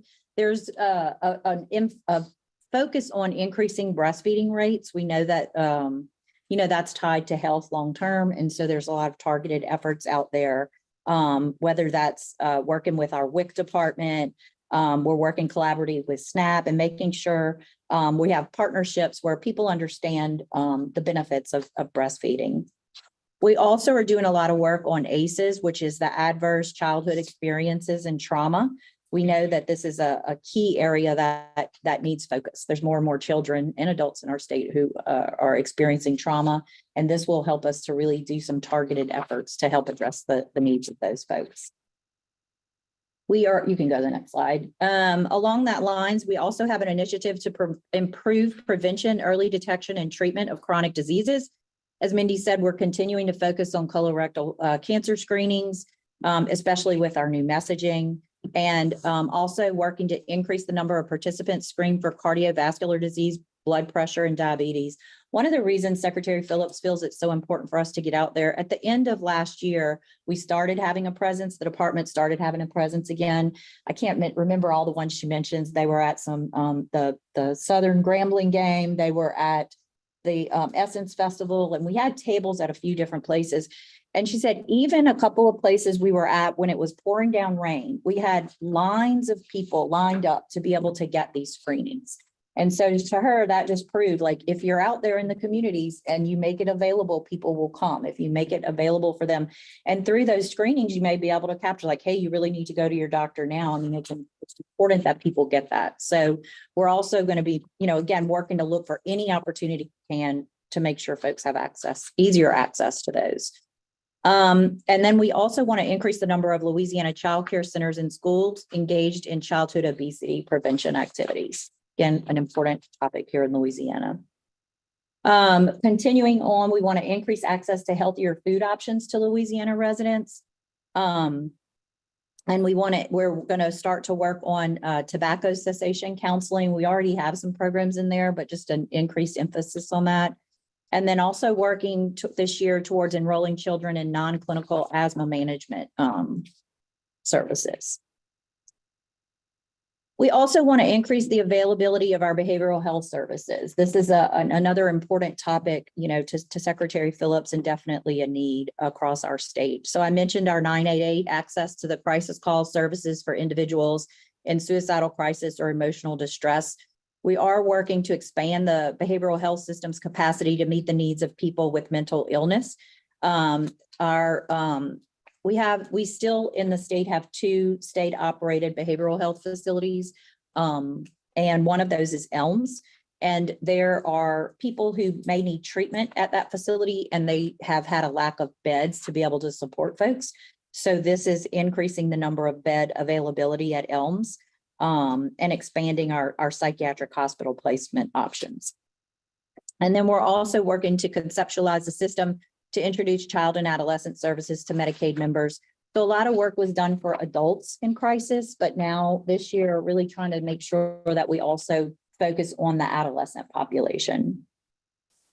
The next one is to, and this one, you guys know will be especially interested in, we really want to make sure that there's access. So we know that we added the service for people to be able to get comprehensive dental services, adults with intellectual and developmental disabilities, but we also know is that there may be a lack of dentists out there to provide those services or to provide them in the best way.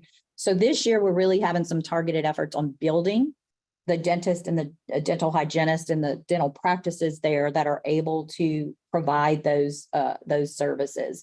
And so we're gonna measure the number of dentists we have that are providing those services. And we're also going to look at, just because we have it available in our waiver, we're also holding ourselves accountable, look at how many people in our waivers are actually using those comprehensive dental services.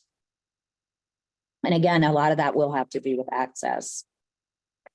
We are also working on, you can go to the next slide, doing a foundational assessment and engagement activities to develop the state sickle cell registry. Where this will be done through public information campaigns, and we'll have a report on our preliminary findings around the sickle cell registry. Okay. We also are continuing our work. You saw a commitment last year, continued commitment this year to increase and strengthen the service delivery for our vulnerable residents. And Mindy, you want to take that? Yeah, one? let me talk about the community choice waiver process. And so when someone needs support services, they call and they get on a registry, right? That's really, they get an initial screening and they get on this registry, and then they wait. They wait for a community choice waiver or another type of service, a long-term service to be offered to them. And so that time, from the time they get to on that wait list until the time they get a letter that says, okay, there's a slot for you, that we call that our response time. Well, you know what? We don't have good response rates. So a lot of times we send people letters telling them that they have a slot and they don't respond back to us. And so this business plan is really for us to look at that process, talk to people and find out why they didn't respond to us. Was it not clear in our communication? Did we send it to the wrong place? And really when you've had somebody on a wait list for years, chances are their communication address or what have you has changed. So we're trying to improve that process so that we can get, number one, we can get the slot out to them within 60 days, and then we can get a response rate back from them that is more appropriate, hear back from people. Because if they say, hey, I don't need that service anymore, I've moved out of state or some other reason, we can take that slot and offer it to someone else. And so a lot of times those slots get held up because we never heard back from anybody. So those are 2 parts of that process on the front end that we're working on to really overall get services to people faster in the community choice waiver. Thanks. And then we've already mentioned that we're continuing to work together, OAS and OCDD, to continue to look at that. We know that the direct support professionals is a crisis in our state, and just continuing to look for ways that we can improve that. And then, working to also continue to do some data measures of how are we doing in terms of that turnover rate. We are also working to really broaden the use of technology with remote support in our home and community-based waivers. We implemented a focus group, and that focus group has been meeting or kind of in the process of making recommendations. Once we have those, I'll take some of those recommendations to the larger groups and really start to focus our efforts on how can we better use technology in our waivers. We're really learning a lot from other states, and other states have had some really great outcomes that as they look at using technology. So we're excited about that. Okay. We also, the next initiative is to protect the health, safety, and welfare of our nursing home residents in Louisiana. Mindy, do you want to take that one or you want me to cover that? Go ahead. Okay. Yeah. Yeah, so we, it also, if you watch the news, folks know that during Ida, there were some unfortunate things that happened when it came to some of our nursing home residents. And so one of the things that we are really focusing on is those emergency preparedness plans, making sure that those facilities have a plan that is a good plan and a plan that works, and giving them resources or tools or information if they need help with that. So we are, making sure that we now have a process where people, those nursing home facilities are submitting, reviewing, and then we have approval or denial of those nursing home emergency preparedness plans, again, to make sure in the future, we don't have a negative event like what happened before. And we feel like if we make sure with planning, that will help reduce the risk of that happening again in the future. Okay. The continuing to talk about supporting vulnerable and underserved populations. We also, again, I mentioned this, we're continuing our work on the sustainability of our public water systems. We'll again use those grades that we have to really start to focus our attention so that we can stabilize the state's water infrastructure. Okay. We also are continuing to do work, as I mentioned, with our what we call, our Secretary Phillips calls Team LDH. So within our own agency, we are making sure that we're doing work to invest in and empower folks within our agency. We're continuing to work on our culture, recruitment, and retention. We now have an executive internship cohort program. I was actually telling one of the council members yesterday about this. So if you know or happen to have children that are in college right now, I think the application period is right now. So they take, you have to have the minimum of 2 years of college experience, but you can apply for an internship within the Department of Health. And each of our offices will have an intern assigned to them. And it's really just trying to help get college students more familiar with our department and know more about who we are and what we do. And they'll have to complete a project during their internship, and that project will have to go towards, improving health and wellness. And so, and it'll take their background and we can tweak the projects to be able to make sure that we're working with them. We also are doing a lot of work on succession planning. I know even I can speak just for the OCDD, but across the board at LDH, we have a large percentage of our staff that are eligible or will be eligible for retirement soon. Within OCDD, I think 60 to 70% of my entire staff is eligible for retirement in the next 5 years. And so we want to make sure that the work that we have all done and, what we hope folks see as some accomplishments will continue, and that will continue to make progress. So we need to really start thinking about succession planning and what happens as some of those staff start to retire, so we don't lose knowledge. So you can go to the next slide. We are also working to expand our workforce development training program. And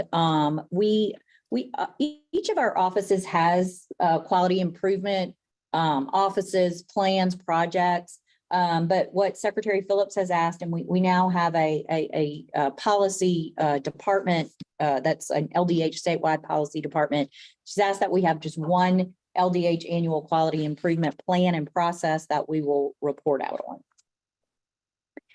Okay. We also then, for the fourth commitment, is that we're working to improve performance, accountability, and compliance. As I mentioned earlier, we're continuing to look at those audit findings and make sure that we're doing all we can to not have repeat findings and to be preventative when we can. We're also continuing to work on advancing prevention of Medicaid fraud and waste. And we'll have some internal oversight committees that will work on that. And then developing sustainable, equitable, and comprehensive supplemental payment systems. Those are really tied more to our hospital inpatient type facilities, but there are different mechanisms that you can use to reward those that are more quality providers. Okay. I also mentioned this in a committee meeting yesterday, but we have established the Office of Women's Health and Community Health. That department, just like Office of Aging and Office for Citizens with Developmental Disabilities, it'll be its own office. of Women's Health with its own assistant secretary. That assistant secretary just started within the last month. So you'll be hearing more about that office as we roll that forward. I'm almost finished. The next initiative is building statewide capacity to engage in systemic health equity work. We are doing work around building and developing and implementing an equity, diversity, and inclusion and health equity framework, and integrating those expectations into the performance expectations and measures, and then developing and delivering competency training. So we are, you know, a lot of times you hear people, it's kind of like you have all these programs and then, oh, you have health equity over there. Well, rather than having it separate and apart from everything, what Secretary Phillips is really asking us to do is just embed considerations for health equity, diversity, inclusion in everything that we do, rather than having separate expectations. Okay. We're also working to strengthen, expand, and diversify Louisiana's healthcare workforce, looking at increasing the availability of office-based opioid treatment, recruiting new students into the Well Ahead Louisiana Rural Health Scholars Program, and establishing rural physician loan repayment program.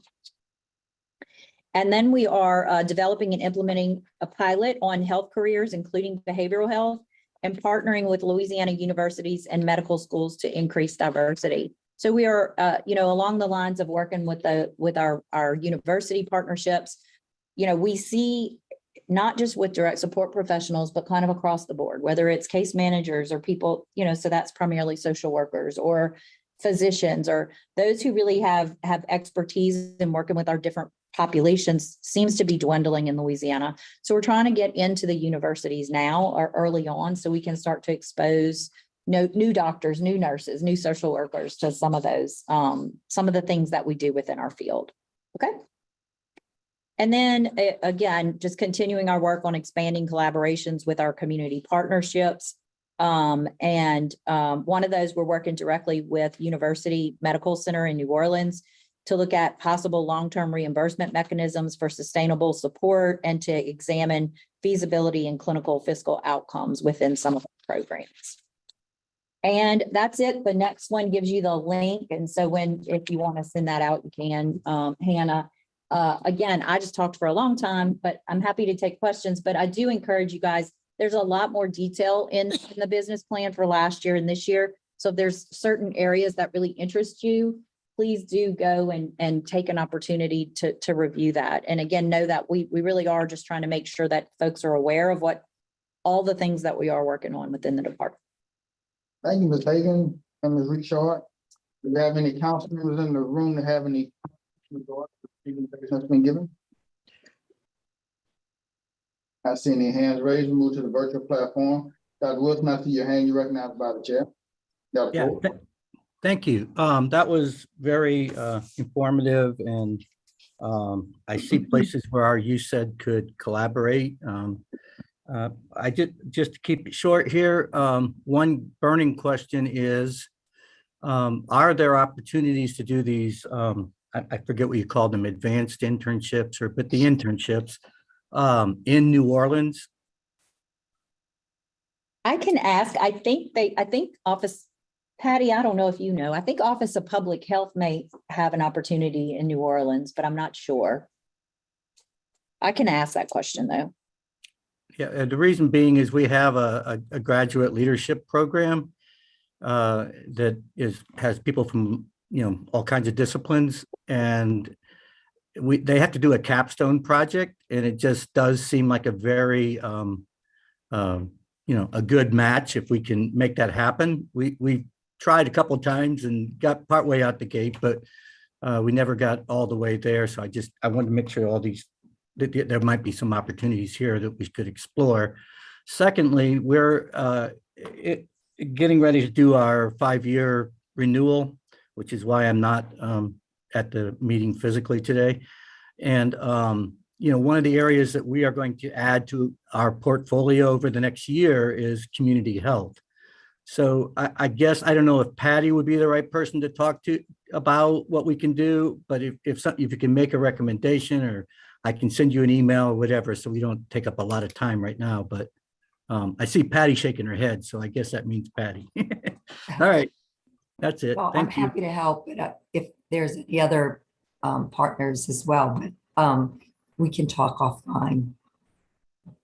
And one thing I would say is, within the Office of Aging and Adult Services, New Orleans is kind of home base for our permanent supportive housing unit that I mentioned earlier. And so when we get this intern, it's possible that we could put someone in that unit. And so if you think that that's a skill set, someone who would be interested in social services and also housing, that might be, depending on who we get, that might be a good fit as well. That would be New Orleans office.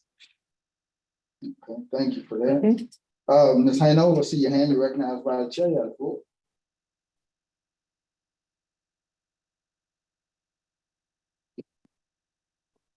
You're muted, Ms. Hanover. Does anybody know what piece of legislation created the Office of Women's Health? I don't off the top of my head, but I can find out and send it to you. Okay. We already want hand raised in the room, Bert. Mr. Taylor, you recognize, you have the floor. Y'all talking about the waivers. Okay, I got it. Is it where is y'all trying to put y'all trying to cut the minutes companies that are opening? Are y'all cutting that down? I kind of hear that around. Are y'all trying to cut the companies like y'all see the providers? No, in fact, no, there's no desire to reduce the number of sport coordinating agencies. Is that what you mean? I know y'all got 2 of them. Oh, we have a lot of those. Yes, sir. Yeah, but is it that y'all trying to eliminate that? And with the housing, what are y'all guys doing with the housing? Are y'all fixing it where? So, two separate questions. One is, no, we're not trying to reduce the number of providers or companies. That is not, and unless there's something you know about that I don't know about, I'm not aware of anything in that regard. In fact, right now, we're trying to help those folks boost the number of direct support professionals so that they can handle the amount of work that's on their plate. The second part in housing is a complex topic. And so our team works with the Housing Corporation, as well as we provide the social services that are needed, because just putting someone in a house or apartment is not the end. They need additional support services to help them be successful in that location. And so I certainly could connect you to the people that do that work that could answer any questions about what's available to whom, because it does depend on the person's needs as to which solution is the best for them. Are y'all trying to, when you go try to get a house, an apartment or something, why do we have a cap on where you can stay at? Because like if you go to a certain apartment unit, they say, oh, you're gonna, if you're not 55 or older. Have y'all ever thought about pushing that cap back or lifting that cap?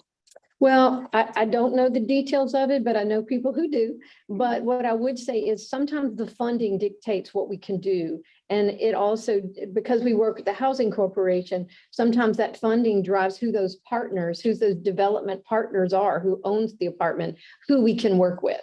So some programs have more of widespread use of different people you can work with. And then other programs, it's like, here's the list of people that you could house people with.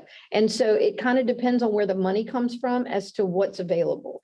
And so, but I certainly have people who are experts in that area and could answer specific questions. One more question, and I thank you for answering my question.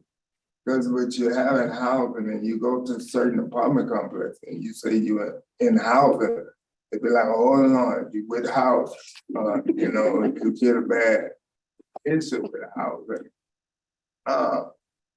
Is it where y'all can have it where if younger people have housing where you're not connect, I see y'all leaning more to the older people, no disrespect, y'all leaning Yeah. more to them and not to the younger people to get housing. Well, I would say, we're the Office of Aging and Adult Services, so we help older people, but we also help disabled adults, right? And so that's the population that we focus on. But that's not to say that my folks, if they learn of a young person who's not disabled, don't know the people to connect them to, the resources to help them. So I do think that it is confusing to know which door do you go into in this housing world. But to go back to what I said earlier, we know housing equals health.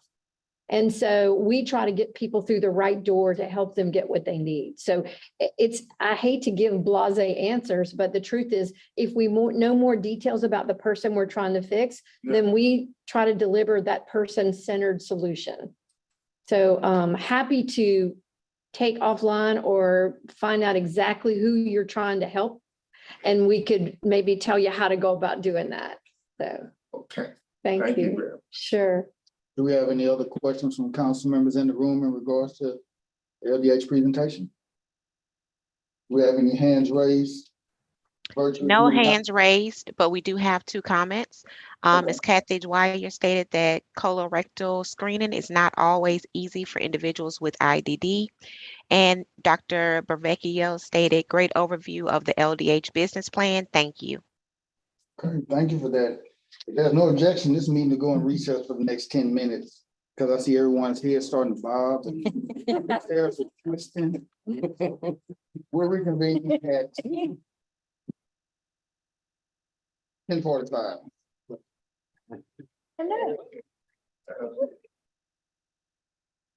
Great.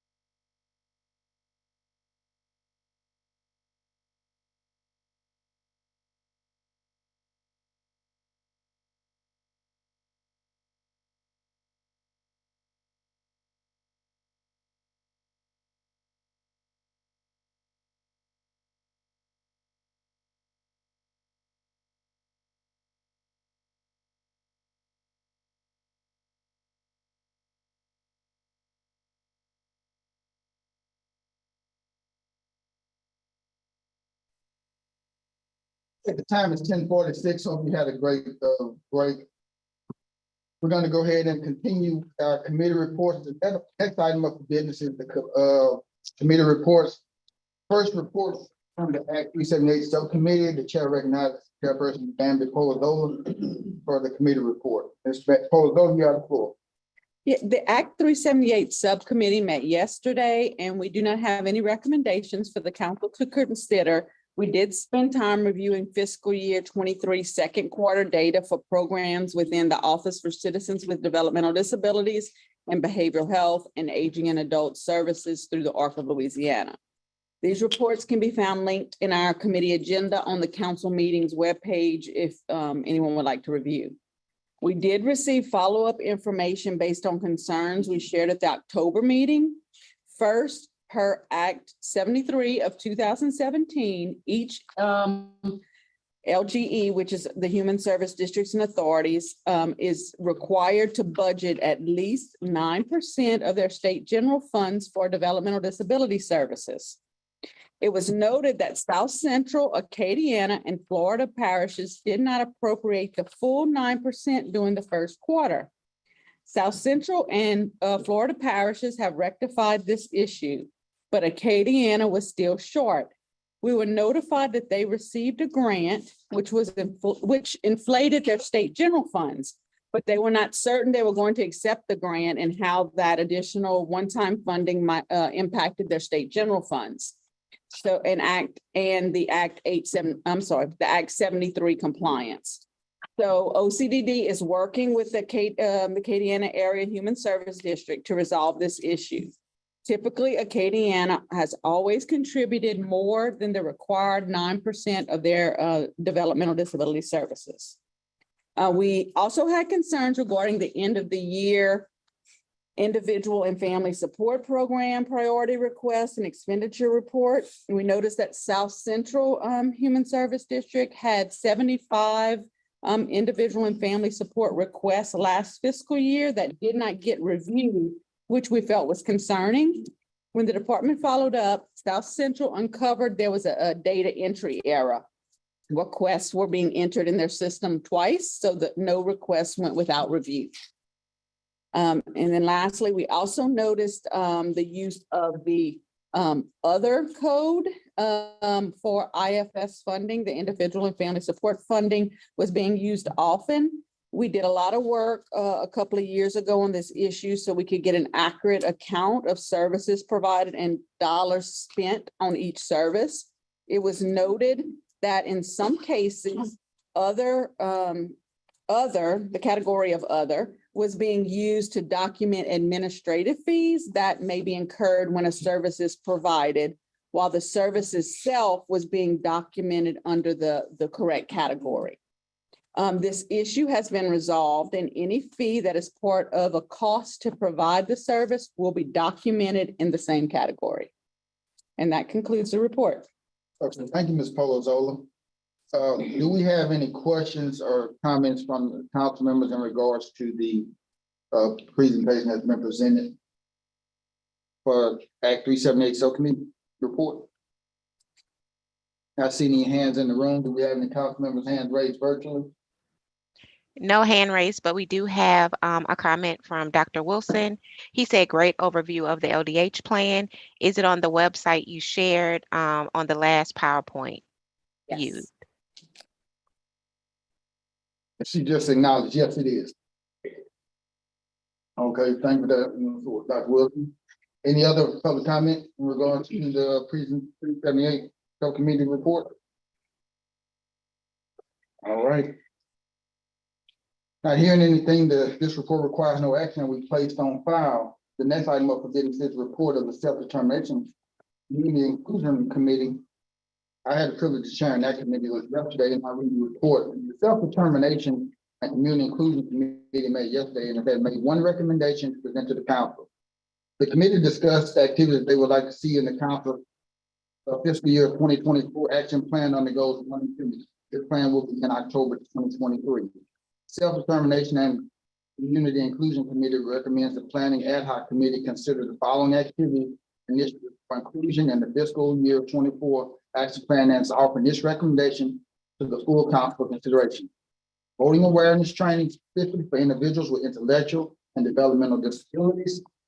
Also, to continue the following current initiatives providing consent of positive feedback through fiscal year 23. Activity 1.1.5 video initiative and inclusive video specific to voting and accessibility are included. Activity 1.16 supported making trainings. Activity 2.1 first responder trainings, and activity 2.2.2 emergency preparedness and response training.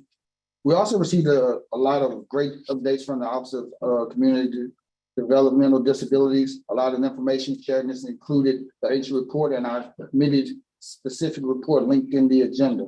For the sake of time, I'm not going to go through all the details discussed, but the link in the agenda has a lot of demographic information about TEFRA, such as age, race, ethnicity, gender, and even the region applications are being received. If that information is something you're interested in, please check with Ms. Hagan. Also, we shared a lot about the upcoming Medicaid unwinding, which I'm sure she will discuss in her report later after lunch. I do not want to duplicate that information because I'm sure likely she will like to share that. Finally, we discussed some contractual activities and goals 1 and 2 of the council's fiscal year 2020 action plan. I encourage you all to review the status update document that will receive quarterly, that you will receive quarterly for specific updates on each activity and the documents linked. So that is the report from the Self-Determination Committee Inclusion Report. Does anyone have any questions in regard to what I've just presented? You have the motion on the floor. You don't need a second to the committee, but the full council does need to vote. Okay, so we have a motion on the floor and the re-emphasize that's to is on the screen for those trying to come down to voting awareness training specific to individuals with intellectual developmental disabilities and to continue the following training initiatives. Activities 1.1.5 video initiative of activity 1.1.6 is supported in making trainings. Activity 2.2.1 for partner trainings and activity 2.2.2 emergency preparedness training and response. This is a motion. Do we have any discussion? Not hearing any in the room. Do you have any discussion from any council members on the virtual platform? Not at this time. Okay. All in favor that we accept the recommendation as motion from the Self-Determination Committee, Self-Determination Inclusion Committee? Aye.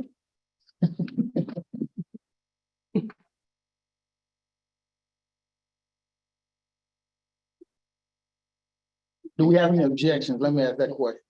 Do we have any objections? Okay, well, the motion will pass by unanimous consent. Thank you for that. Moving forward.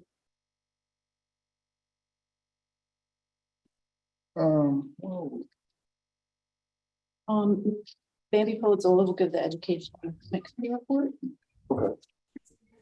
Ms. Poles, the floor is yielded to you. It's me again. Yes, ma'am. So the Education and Employment Committee met yesterday and we have no motions for the council to consider. We discussed the letter that was sent to the Louisiana Commission for the Deaf. And there are 3 finalists being considered for the superintendent for the special school district.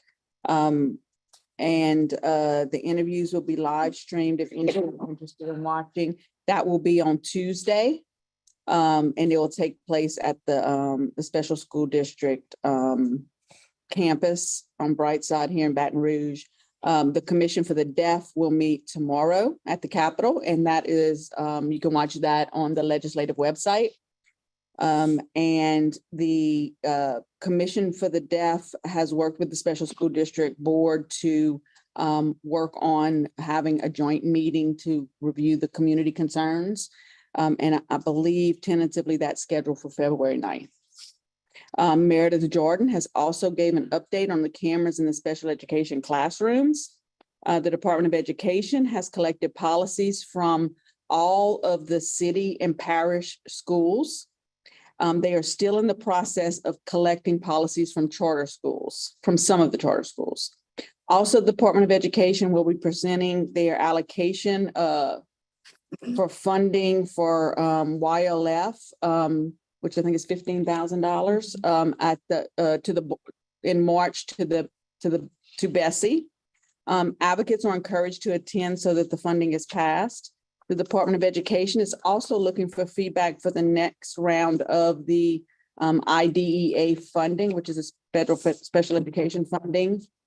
So please share your feedback. Melissa Baham gave an update on the memorandum of understanding between the Department of Education and Louisiana Rehabilitation Services, and stated that it is currently with the Department of Education executive team awaiting approval, and they will provide more information at the April council meeting. Melissa also shared that the Department of Education and Louisiana Rehabilitation Services is looking into launching a transition website that would assist families with determining service available once students transition from school to the workforce or post-secondary education.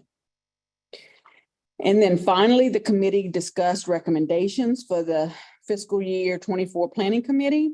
Many issues were discussed regarding our education system, and we also discussed in great deal the lack of advocacy in regards to education and employment. The committee did not come up with a motion. Thank you for that, Ms. Polozola. Are there any questions from council members on regards to the report from Education and Employment Committee? Not seeing any from council members in the room. Do we have any hands raised in regards to the report that's been presented with Education and Employment? No, sir, not at this time. Do we have any public comment in regard to the report that's been presented? Not seeing it in the room. Do we have any in the chat, Ms. Branch? No, sir. Okay. Thank you, Ms. Polozola. Is it appropriate time to make a motion? Yes. Okay, so yesterday we had, the reason why there was no motion, because we had great discussion in regards to the need for, like I said, advocacy in education and employment. And we did that in after looking at the state plan, and the request was for us to make recommendations that would go to the planning committee to consider including in our state plan.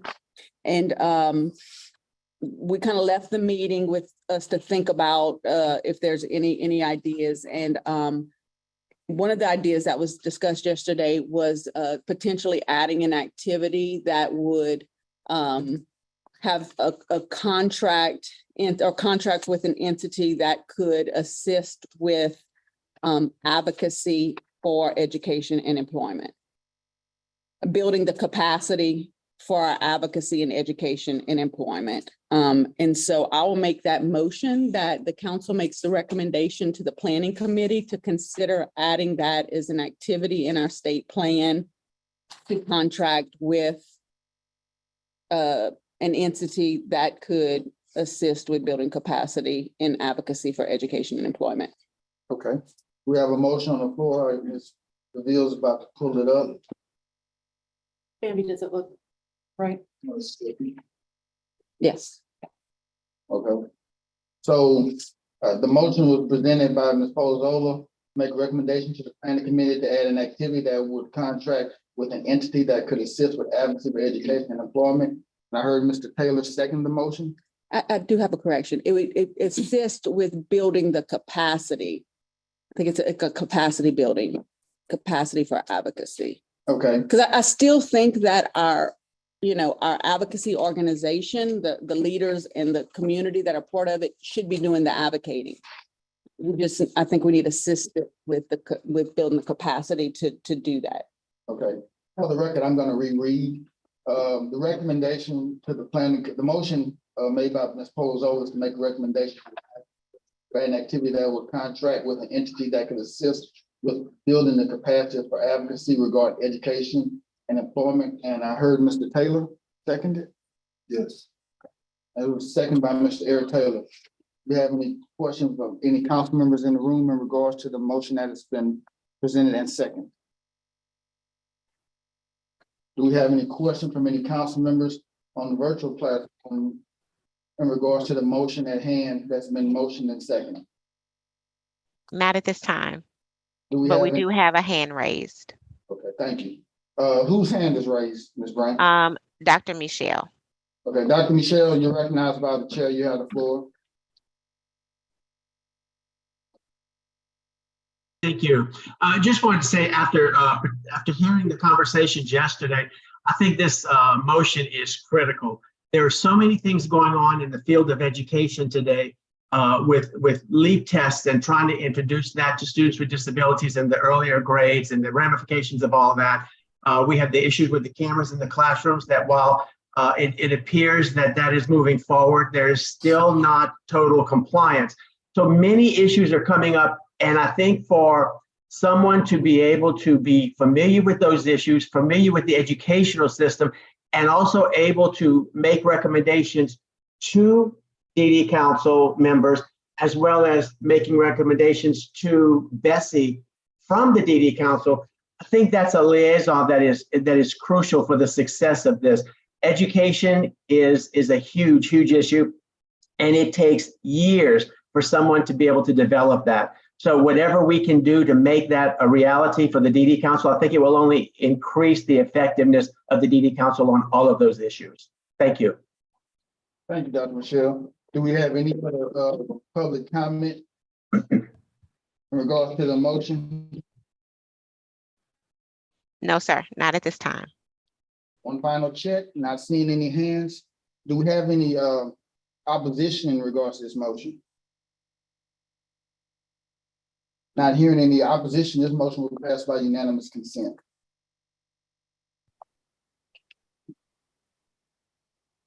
Do we have any other businesses you want to present, Ms. Polozola? or that Thank you. concludes the report. It concludes. Thank you. Okay, thank you so much.